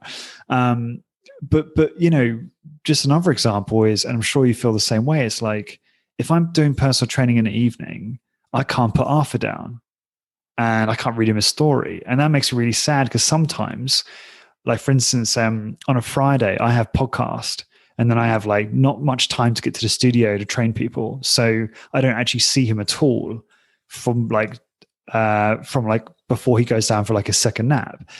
So then when I see him on Saturday morning, it's like just awesome, right? It's like those amazing moments that we all talk about as fathers that cancel out any of the negative stuff, right? And it's having, and where I guess the point I'm trying to make is like having that balance in your life where you have boundaries for yourself, for your work, for, dare I say, maybe one or two hobbies. I mean, I don't know, maybe hobbies in the beginning have to kind of sit to the side for a bit. And you have that in place. And obviously there's going to be times where the shit hits the fan, you have to drop everything and you have to just, fulfill your responsibility as a father and as a partner. Right. But I think it's just critical to just, make this work well long term, I guess is where I was going with that. Don't know if that makes sense. When this idea that like work life balance is the right term, and I get everything, and you are better and more interesting as both a spouse and a father when you've gone away and come back and have that experience. And so when your kids are at school and they come back, they're super excited to see you. When my kids see me for too many days in a row, sort of like, oh, annoying dad. Okay. I mean, not literally annoying dad, but there's definitely a sense of there is a sense of I don't have as much traction in the way that I would like to around behaviors. And that's part of it too, because your family's your safe place, right? And that cuts both good and bad. That's bad when you feel like you can take things out on them in a like emotional way, because they don't deserve that, right? They didn't cause your emotional angst around work or whatever, but they're the safe place because they're your family. So I'm always trying to cognizant of that and explaining to my kids, instead of just being upset, I'm like, Daddy's really frustrated with this thing at work, and I just need a couple minutes to kind of calm down and kind of work on this, and trying to model social emotional learning kind of stuff where here's how, if you feel bad or you feel emotional, here are good ways to deal with it, and asking for space and teaching them that that's okay for them to have a physical boundary is part of that. Do you know what's become apparent to me as you're talking? I'm like, and I think we all do this. I think even you, and I think both you and I and our friends do this, which is that we imagine each other's lives, right? And I remember talking to Owen about this, and I imagined in my head that you are the perfect father. I just think of Sky. No, serious. Hear me out. Yeah, right. I just think. Right. No, I'm not laughing at you. I'm laughing at. I would imagine that Skylar was a perfect father too, but unfortunately, I am a Skylar, and I can tell you. But like, and maybe it'd be great if your wife was hearing this, maybe she would just, I don't know, laugh out loud. I don't know. But like, I imagine you, coming home from work, picking each kid up with each arm and throwing them on your back and just being like this high energy, playful dad all evening until they have to go to sleep or whatever. And just, doing all these everything perfectly. And that's the fantasy that rolls through my head whenever I'm having conversations with you and Bryce on Facebook Messenger about father issues, right? Mm-hmm. And I mean, what you've been telling me is that's not always the case. And it's so, it's like, like they talk about social media. It's like the highlight reel. When you go on social media, you think that's someone's life, but really it's just a highlight reel. It's just a sample of a positive aspect of their life, let's say, and you're not getting the reality of the situation. And I think it's the same I think that's why these conversations are so important. It's so important to talk to other dads to get like understanding and understand their reality, so that you can, I don't know, knowing that someone's gone through the same thing or makes the same mistakes is really comforting, right? Mm-hmm. Mm-hmm. Yeah. Yes, no, you're absolutely right. And I mean, literally this morning, my 7-year-old who wakes up in direct opposition to me. I mean, I'm awake, and how I can have a 5-minute shower is because I've always been a morning person. It's just, okay. I am. And he wakes up, and he takes a long time to wake up. And he was literally sitting under the table here, drinking some milk, and like wanted nothing to do with anybody. And there I am trying to be like, Jack, if you make this choice, you're going to be choosing these consequences. Like I was immediately going into like mode. And then as soon as he and Sarah was like, he's always like this, just don't talk to him. I was like, okay, I won't talk to him. Because I'm not normally here for him to wake up in the morning. I normally get him in the afternoon. Yeah. 7. No, the 5-year-old is like bright and bushy, and he other than jumping on my lap, like I was warned to try to keep the children from doing. I had a vasectomy yesterday, everybody on the internet, and so so he jumped on my lap. It's like and other than that, it was we were reading books with my youngest, and But when my son woke up all the way, then he brings in this book, my 7-year-old. He's like, "Hey, Dad, check this out. I got this the other day from the library," and he was super keen to share it with me. So he went from being just to really bright and bushy, and so that's the breadth. That's the all of the child right there. If you don't get one, if you don't also get the other. But I'm sensitive to your time, so let's talk about killing idols, training, and thinking. No, that's okay. I mean, let me ask you one. I do want to get onto that, but let me ask you one thing, because I know there's a lot of fathers and mothers who listen to this podcast, who run a high-intensity training studio business and have to balance that with their family. So I hope that this stuff's really useful. I certainly am finding it very useful listening to you. So I'm just wondering, because I know that you've actually, not only do you have 4 kids, and is it 4? Well, three and one on the way. 3 and 1 on the way. So it'll be 4 in July. Baby girl. Finally, the baby girl will be here. Amazing. So are there any other, I don't know, because you've spoken about this at conferences as well and given some great information. Like, are there any other ideas, tips that you can give as a father who also runs a studio, like how you manage both effectively and what you've learned, from your mistakes and things like that? I mean, you've already given so much, but I think I'd just like to know if there's anything else that you could share on that. I think that it really almost seems too simple, but being a fan of your children. And we as coaches are tasked with problem solving. People come in with a problem, and we have a certain type of solution that we're over time trying to tune to their life circumstance.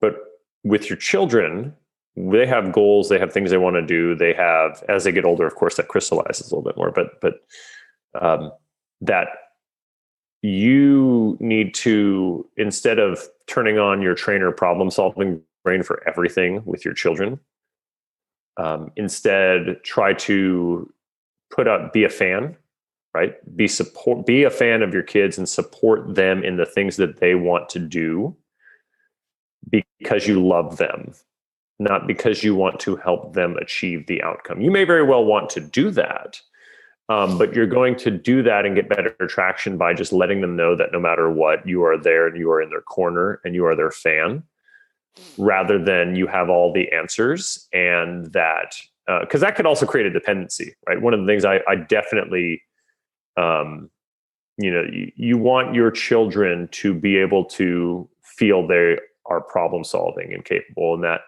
they can do hard things. and hard is relative, right? Hard for a 7-year-old is obviously not hard for a 12-year-old, but they can do hard things.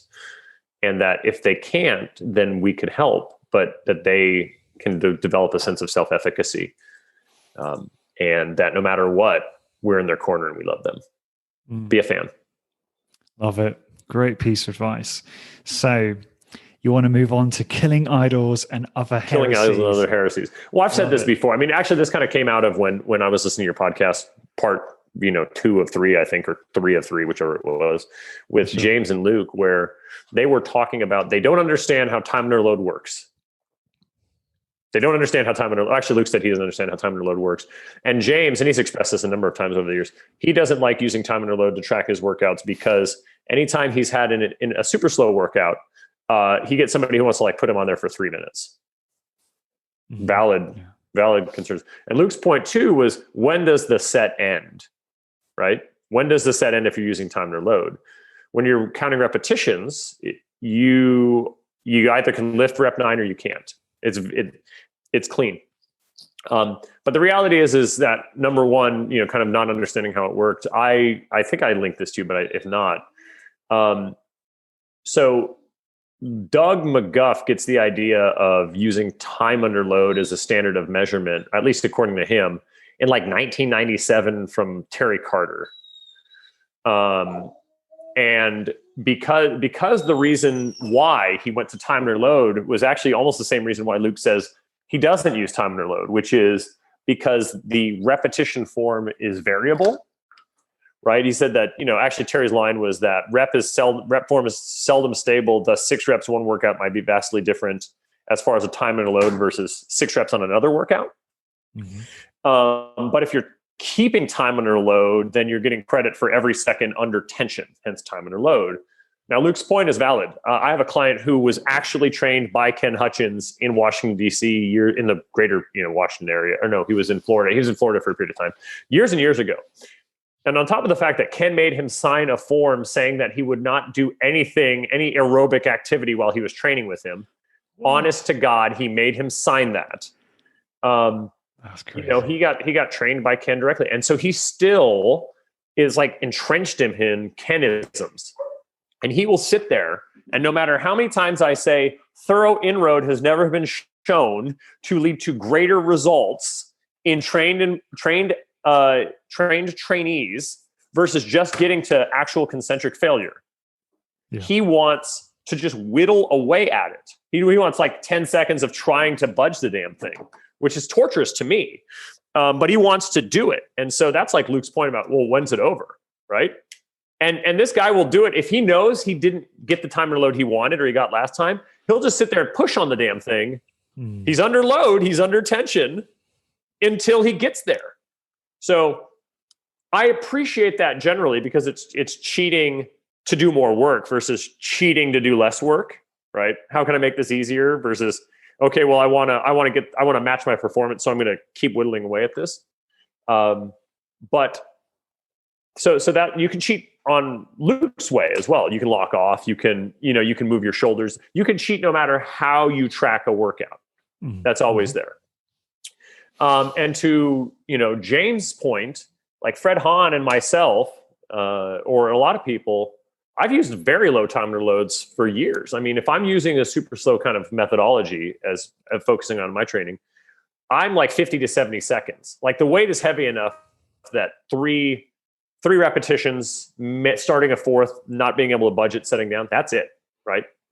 So that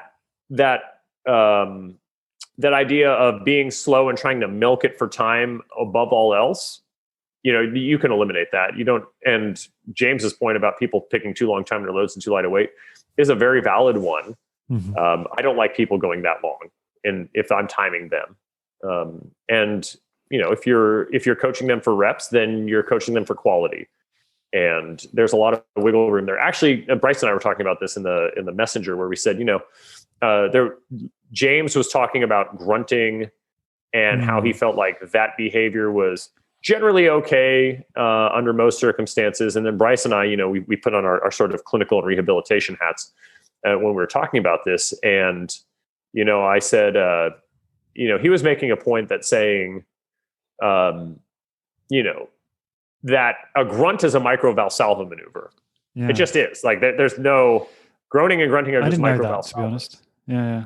And anytime you close the glottis, Yeah. that's I that's don't know that's why I it, right? didn't make that distinction. Yeah. And so my point was, I said to him, it's like, don't make the exception the rule. Like, not everybody's going to suddenly throw in it. They're going to have these crazy cerebrovascular pressures that are dangerous with microvalsalvas. But know when to make it the rule. Like, if you've got somebody who has cardiovascular conditions or cerebrovascular conditions, that is where you might want to be a little bit more fastidious about breathing and making sure they're not performing that behavior or being more strict with that behavior.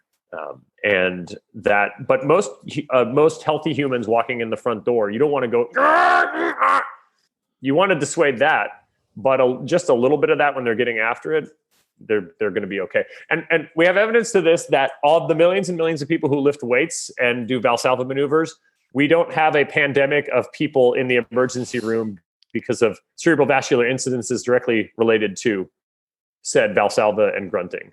That doesn't mean it's not dangerous for a group of people, though. Yeah, that's a good point.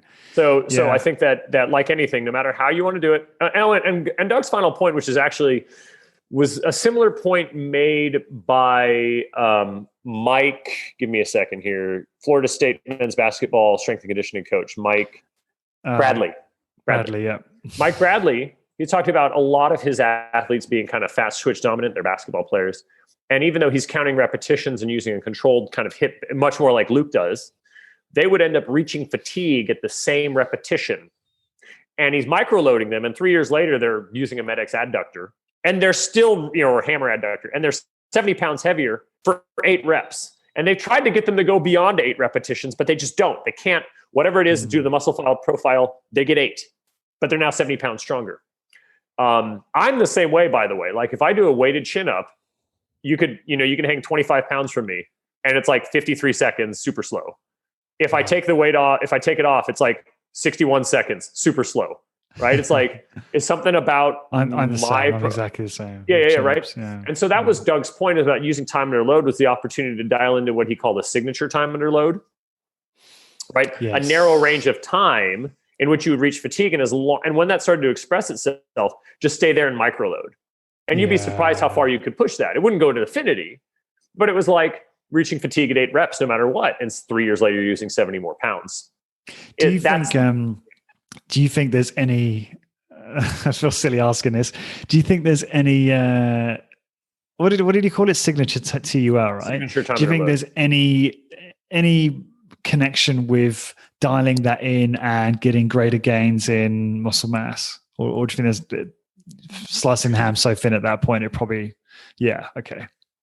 I talk about this. If I had a 4-layer pyramid of what is most important for a trainee coming into your business, and I posted this on Instagram, so this is not proprietary, which I think it's really funny that Luke has the Discover Strength Way as a proprietary thing. He should. It's a business, and now he has fiduciary responsibility to people buying franchises. But he has literally said on your podcast that he cobbled that large parts of that together by stealing the training manuals of Mike Gittleson and other strength and conditioning coaches across the country when he worked underneath them. He would have seen where Lawrence in a ninja mask drops in through the air vent to steal the manual from Discover Strength. Oh yeah, but it's I'm being slightly ridiculous. But I mean that's kind of how I operate. But where I was going with that idea of signature time and load, slicing the ham really, really thin. However you're going to do that, it's about being consistent. And the 4 layers is consistently applying effort. That's job one. If a client isn't consistent and if they're not working hard, then nothing else matters. And it's through the consistent application of effort that you get progression. You can't add weight even just because you want to. You add weight because you consistently applied effort to stimulate the need for more weight. And finally, at the very top is variation, planned or otherwise. Because if you flip it, most people, they're putting variation at the bottom, at the base of the pyramid, but then you're just screwing around. But if you've been consistently applying effort and making progression, having some variation in terms of, are you structuring to regularly use advanced overload techniques? Are you changing from a leg press in the fully upright position to your leg press in the squat position, and progressing that for a while? Some of that's psychological, some of that might be physical, slight change in the biomechanics and the emphasis in the involved musculature. Going to a pre-exhaust routine for 10 weeks, eking out more gains, but also keeping the client interested without, using dangerous techniques or stupid exercises. That's all. That's it. That's the pyramid. But variation is the last piece. Yeah. Variation is the last piece. You need consistent effort that earns you progression for long periods of time before you need to employ variation. And so that, I think, is, if you can do that for long enough, you get whatever you get. And your diet and lifestyle is right. Frankly, being a dad, gets in the way of your sleep to a certain degree, especially with younger kids. There's just no getting around that. Yeah. And I would just say opportunities. I mean, maybe it's made worse by the current events, right? There's you got child stress, and you've got COVID stress on top of that, lockdown stress. Sure. Although I would say this, Jesus, when I think of some of the people that have been affected by this, when I look at people I don't know as much as in terms of people that have been affected by this in the US, aside from obviously our colleagues in fitness and business owners. But when I look at those that have been affected badly in Ireland, the UK, I think we've actually had it really good. But all that being said, the stresses of all these things, it makes it, I have to laugh. Do you know what? This is a little bit off topic, but when I see someone trying to give advice on productivity or business, or maybe business isn't fair, but if they haven't had kids, I just can't take it as seriously anymore. No, it's like someone says, a friend of mine said, this person was trying to tell me, or maybe it was like a guru they're watching online. They were saying, how caffeine's bad for you or whatever. And then they found out. Then they found out the individual didn't have kids. And they were like, "Okay, well, that's it's not relevant then, because it's like caffeine's bad for you." It's like those video. I keep waiting to make. It's all those YouTube videos of I did the Rock's diet for 24 hours. I'm like, well, then you didn't do the Rock's diet, actually, as it turns out. Let me just say, I think I don't want to come off like, your opinion isn't valid unless you had kids. That's not what I'm saying. I just personally find myself a little bit jaded by opinions and advice that are coming out on certain things, where it's like, well, if you have, until you have kids, you just cannot understand how the life. I've never been through anything that's changed my life more dramatically than this, right? And so anyway, I think the first thing I was trying to get at was the accumulation of stresses right now makes it very difficult to get optimal results from your training and diet. I think that's what I'm trying to say. And it's just surrendering to that in the short term for me.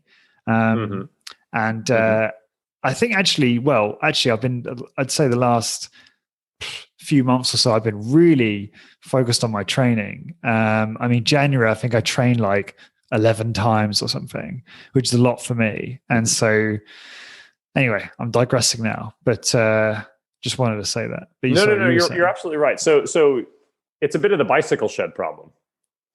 Everybody will offer their opinion on how to build a bicycle shed because its complexity is very, very low. And very few people will offer their opinion on how to build a nuclear reactor because it ain't.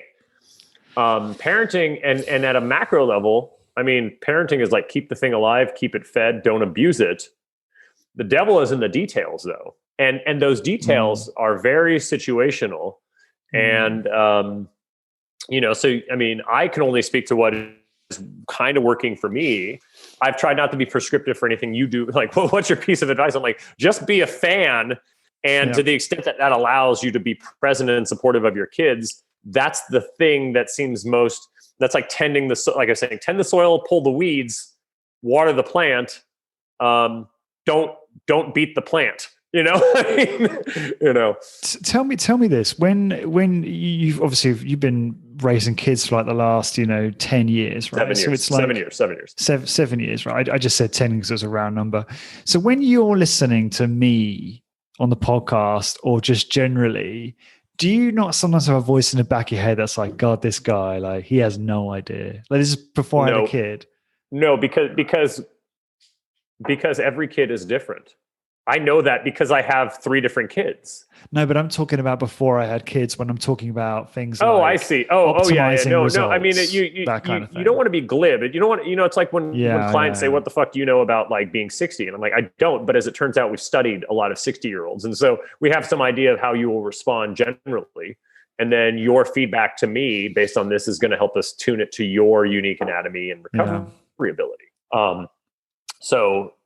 So yeah, I think about it like that. I think about it in exactly the same way. There are people who they have an idea about what it's like and it's directionally accurate. But the map is not the territory, right? People who don't have kids are kind of like talking about children the same way I would talk about the road system in Galway, Ireland, because I'm looking at Google Maps. Like it's directionally accurate. Yeah. It's not the best analogy. You don't think it's the best analogy? Well, I just mean by your standards. I mean, that's but it is. I mean, that's actually the word. The map is not the territory, right? So you can be right. That I get. Yeah. That's what I was saying. Like, but the moment you're down on the ground, you're like, this doesn't look like the map. I'm like, no, but the map is right. The map is correct, but it's not. You need more than just the map to make your way through. Fair enough. Yeah, you can be fair. Yeah. That works well. I want us to get back to killing idols and other heresies because I derailed us with that, and I know that the listeners are probably sick of me talking about fatherhood. So let's talk about this because I love this because I remember if I could just set the scene, setting the scene. I remember ages ago I think we were all. I can't remember now because it's a long time ago, but the context was basically like we were all chatting. I think in Facebook about. So-and-so said this, so-and-so said that. And maybe we were debating different viewpoints from our high intensity training influencers. And I just remember you saying, F that person, F this person. And you weren't saying it like disrespectfully. You were kind of saying, look, we need to listen to what we think is true based on our own experience and evidence that we have and make our own. You don't just start following. What is it? John Little put it really well. He said, I can't remember the exact line, but it was something along the lines of be careful not to get carried away in the river of another man's thoughts, come up with your own stuff. So anyway, with that said, where do you want to go with this? So that actually, it's funny because it's, give me a second. His brother's a guitar player. He's a clarinet or a saxophone player. His name's going to come to me. Really amazing jazz musician. And his dad was a jazz musician too, but he used to tell his children, he's like, don't inherit my prejudices, go get your own. Right? Love it. Right. And so it's a little bit like that. When we're learning, when you're in the early stages of this, if it's pure training, you're adopting a training system in part because maybe that's what they sell, but in part also because you have found success with that training system.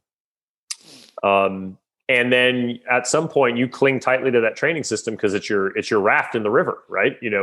And the person who gave it to you, people say, I mean, this cuts both ways. If you tried to train like Luke, you'd probably die. And I'm being slightly facetious. Luke, on top of training 2 high intensity training workouts a week, although newsflash, everybody, he admitted that there's some years he's only done 1 session a week. He also is on like the Stairmaster 2 or 3 days a week, and he runs 3 days a week, which I find really amazing because most guys over the age of 38, 39, 40 adopt a 10-day running week or a 14-day running week. But I digress. So that is very different than your life circumstances and your recovery ability. And Doug, with his 3-day split spread out over the next 7 months, he's also dealing with the stressors, a high sympathetic nervous system, high stress, 12-hour shifts in an emergency room, which is like you or I's father stress, which he has, his kids are older now, but when he was writing a lot of the stuff, they were younger, and so he had the compound stress of the emergency room environment and the actual chemical hormonal stressors that come with that to go with raising children's stressors And you and I don't have that. So we are each taking these principles and applying it having to apply them in a very, very unique situation. Andrew Magnus, previously on your show, back when it was Corporate Warrior, I mean, he talked about that, where he wanted to do these big ultra endurance races, but he knew, number one, he made his career in something else. And number two, he wanted to do well, like finish in the top third of the field, while still seeing his children and not ruining the relationship he had with his wife. And it's something that he originally started to do. And actually, ultra athletes talk about this a lot, is sort of like selling their soul to the ultra gods. Or triathletes, the joke is like they have a triathlon widow, because these very often type A corporate driven individuals take that same business sense and apply it to athletics, and their wife is sort of just left at home, or their partner's just left at home, and sort of trying to support this without having them around. And I can't speak to the way in which everybody's relationship works, because I know there's plenty of my clients who, when the husband's not home all the time, it works better, in part maybe because distance makes the heart grow fonder. But that doesn't work in my relationship, which is why I have the balance I do. So with all of that being said, we're all trying to apply this stuff in a very unique set of circumstances. And you do not need anybody's permission, although if you need my permission, I'm happy to give it to you. You don't need anybody's permission to experiment, to try to find a way to either, if you want to feel like doing more or doing less or making tweaks or adjustments, you don't need anybody's permission to do this in your own life. You don't need to. There's not a set of criteria that you need to make to call yourself a high intensity training business, beyond focusing on set and repetition quality, on trying to be joint friendly with your fitness, choosing higher quality exercises that have a lower risk of injury, and being generally sensitive to time. And this is important because that doesn't mean, as I said at the beginning, more than 12 minutes is wasteful. What it means is that if you look at the general, I mean, you said, go think way back to what you were doing before you found HIIT. How many days a week were you at the gym? Well, there was obviously a time where I was in the gym probably like 3 or 4 times a week, but I never and beyond for that. What, an hour a pop? An hour? Oh a yeah, pop? yeah. It was more of a social event. You know how it is.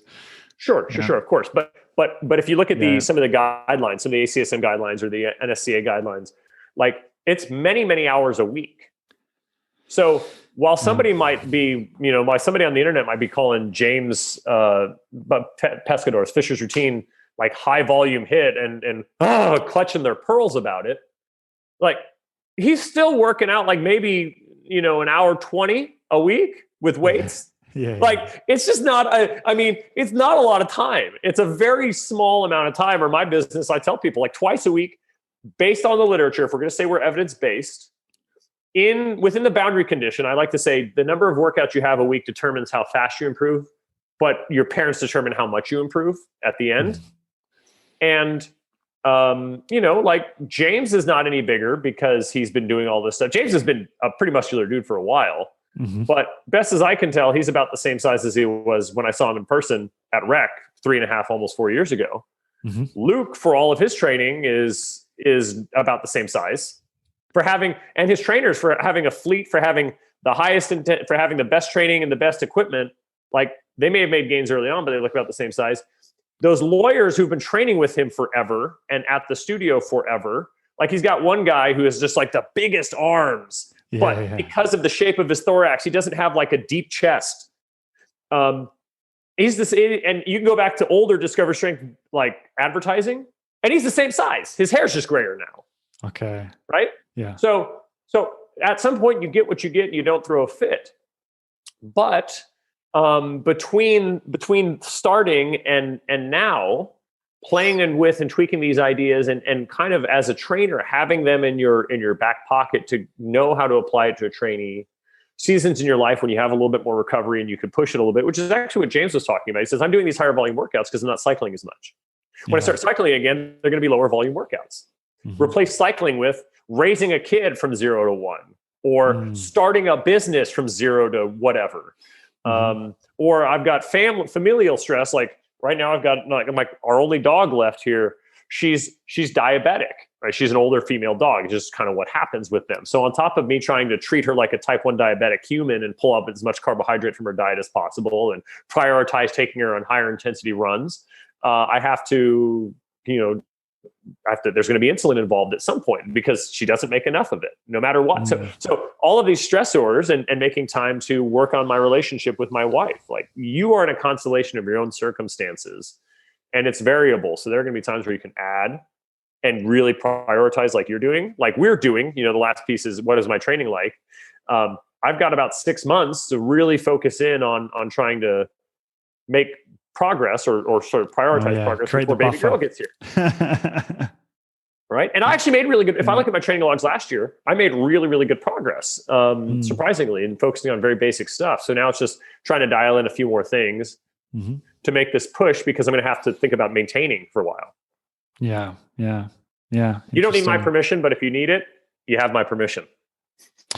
So, so in a way, well, part of what you're saying there is we become so attached to the principles, the guidelines by some of these idols who conflict each other sometimes or quite often. And it stops us from actually learning something new, right? Because you're not prepared to go outside the box.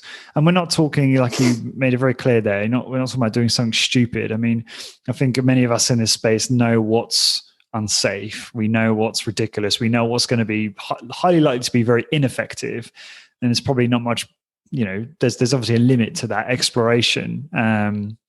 But otherwise it is important to try and get outside the box with your thinking. Dan Riley, strength and conditioning coach for the Washington football team back in the 80s and then Houston Texans, he used to say he liked going and hearing from people who had a different opinion than him because he was going to have two outcomes, one of two. He was either going to learn something or he was going to better be able to articulate why he disagreed. I love that. Yeah.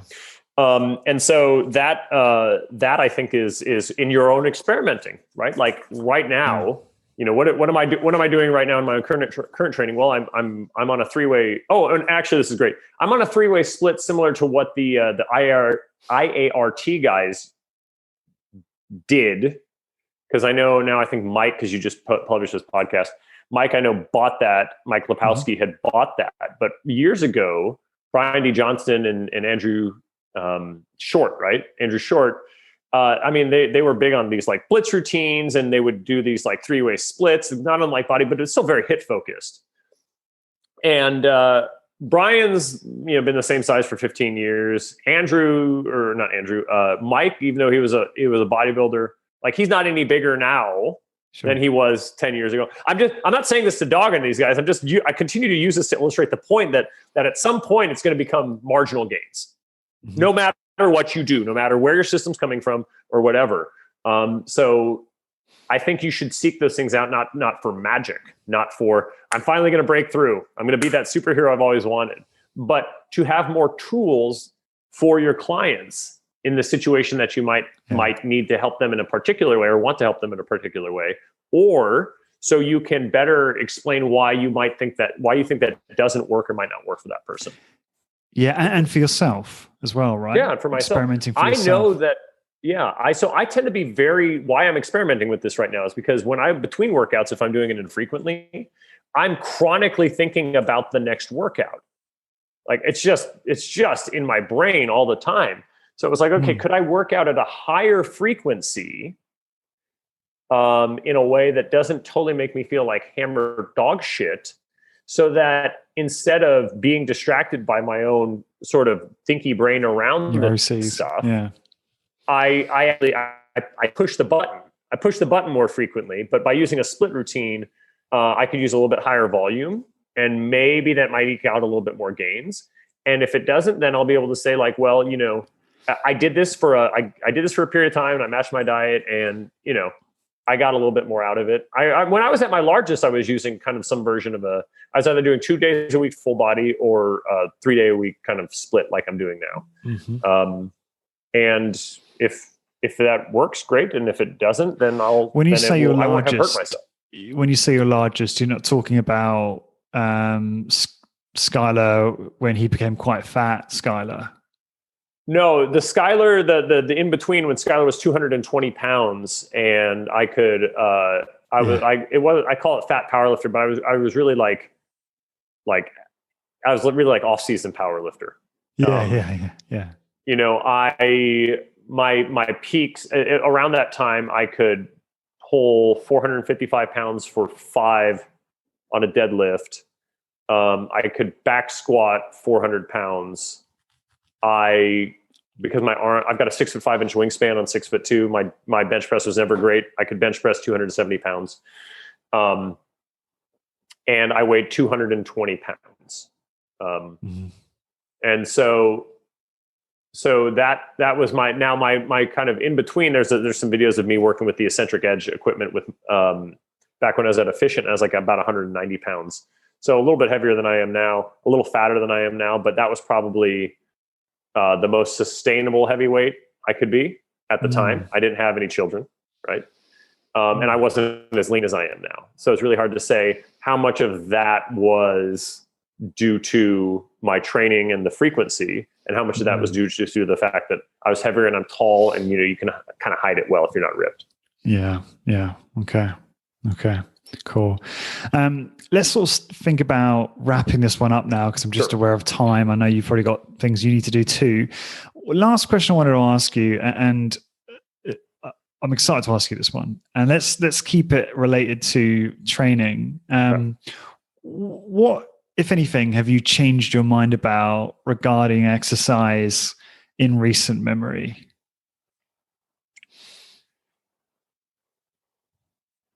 Two things, and it's really one and the same. I, with my clients, have de-emphasized the kind of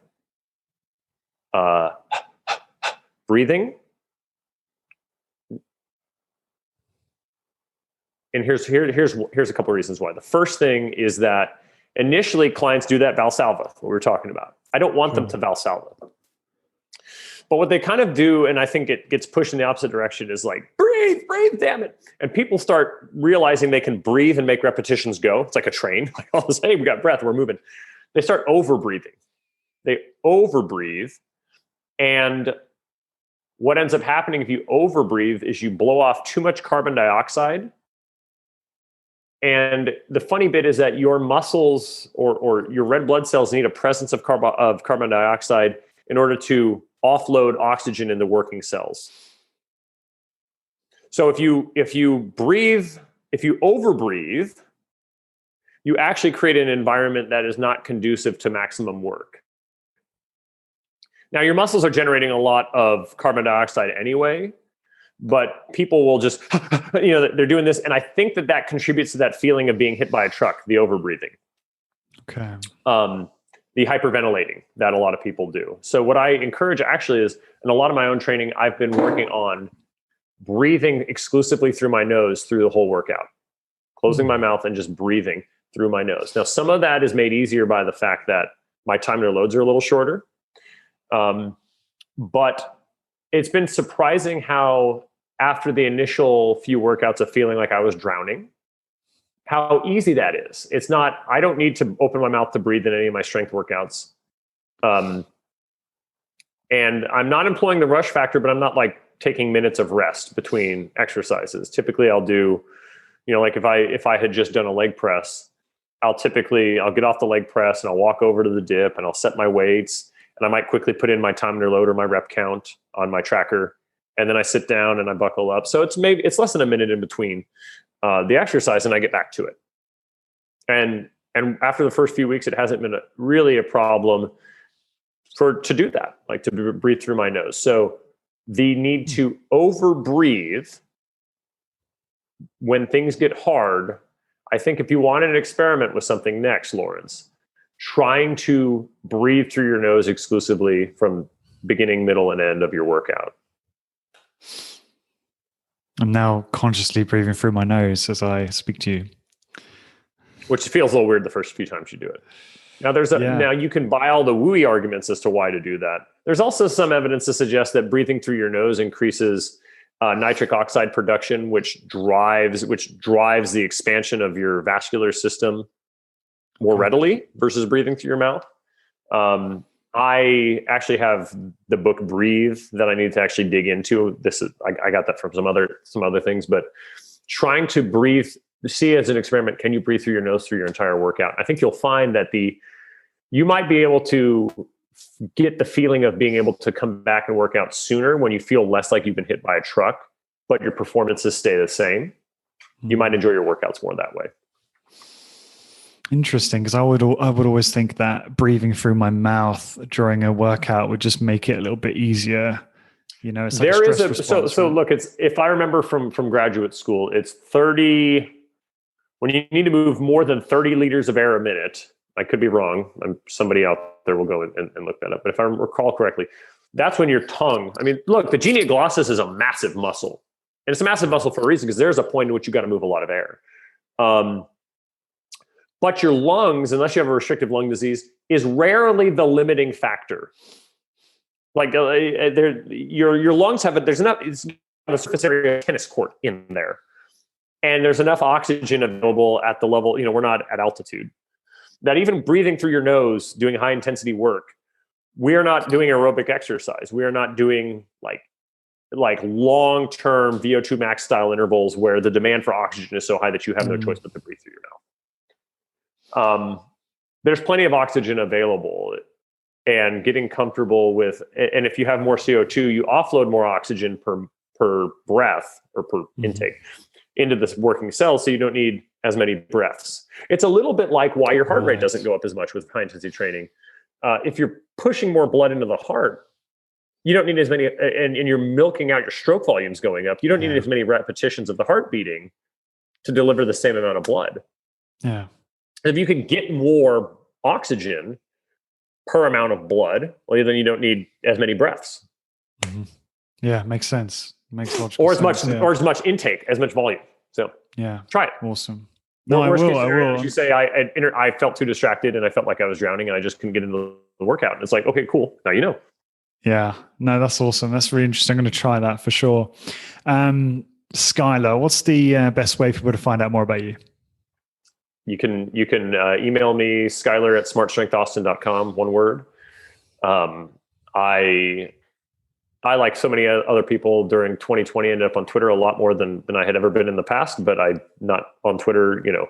It's not the easiest way. Just email me. That's the fastest way. Skylar@smartstrengthaustin.com or smartstrengthaustin.com. Cool. And you are soon to go for a workout with Luke. Is that a virtual workout right in the studio? The same way you did. Right. And you hinted that you might be sharing that in the membership? I'm doing it primarily for internal training purposes, but it's just a Zoom link, right? Like it's just Zoom. You just record it. Obviously, you need to record it. Make sure you record gallery and not just the speaker, because you want to. If you just do the speaker, you'll just see Luke's face.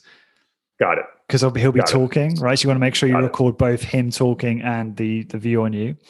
Can you only do that if you have like a membership to Zoom? Do you know? Good question. I'll look into that. Look into that, because I do pay for Zoom because I use other features obviously for the membership. Maybe that was part of that. So you just have to double check. Cool. But no, so that would be if you are comfortable sharing that. I know the members would love to see that. And it's probably a good time for me to say, if you're interested in starting a high intensity training business or growing your existing business, Skylar's been obviously a member in HIT Business membership for some time and found a lot of value. He's also contributed a lot of value in terms of your own Getting Things Done style course. And also really valuable content for how to build a profitable virtual training business, which I know is an adjunct that a lot of us have either implemented in 2020 because of all these lockdowns, and many of us have come to realize is a great adjunct to actually keep on the business for increased training frequency and working with clients who are outside the local area. I don't know if you just want to take a moment briefly, Skylar, to talk about, I guess, the value you have got in the membership so far. Sure. So there's a lot of internal or membership only content that is hyper focused. You don't need to fill an hour and a half or an hour of podcast. Like is probably best for you for the metrics of engagement. Instead, it's like, hey, we're going to talk to Hannah from VP of Marketing at Discover Strength about, the way in which they frame up selling like drinks or something, and how that results in X amount of extra revenue per year with very low input.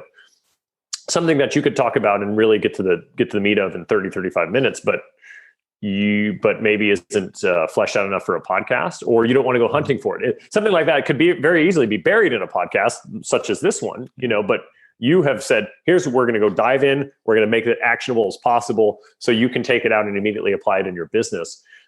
That's where you're going to find that kind of content. Yes, there's camaraderie, and yes, Lawrence is tracking his workouts, and some other people are sharing that as well. And so it helps on that kind of sense of, you can get isolated in the business, and in the absence of like an actual rec conference or going to some sort of conference, having some sort of a forum of both like-minded individuals, just because we're geeks about the stuff, but also hyper-focused content around the business side, which Lawrence, coming from your background in sales, is really something that, a lot of traders like the programming, and they might like working with people, but they don't have a sense of how to build businesses and build systems to support their business so they can do more of the thing they'd rather be doing. And so that content is there.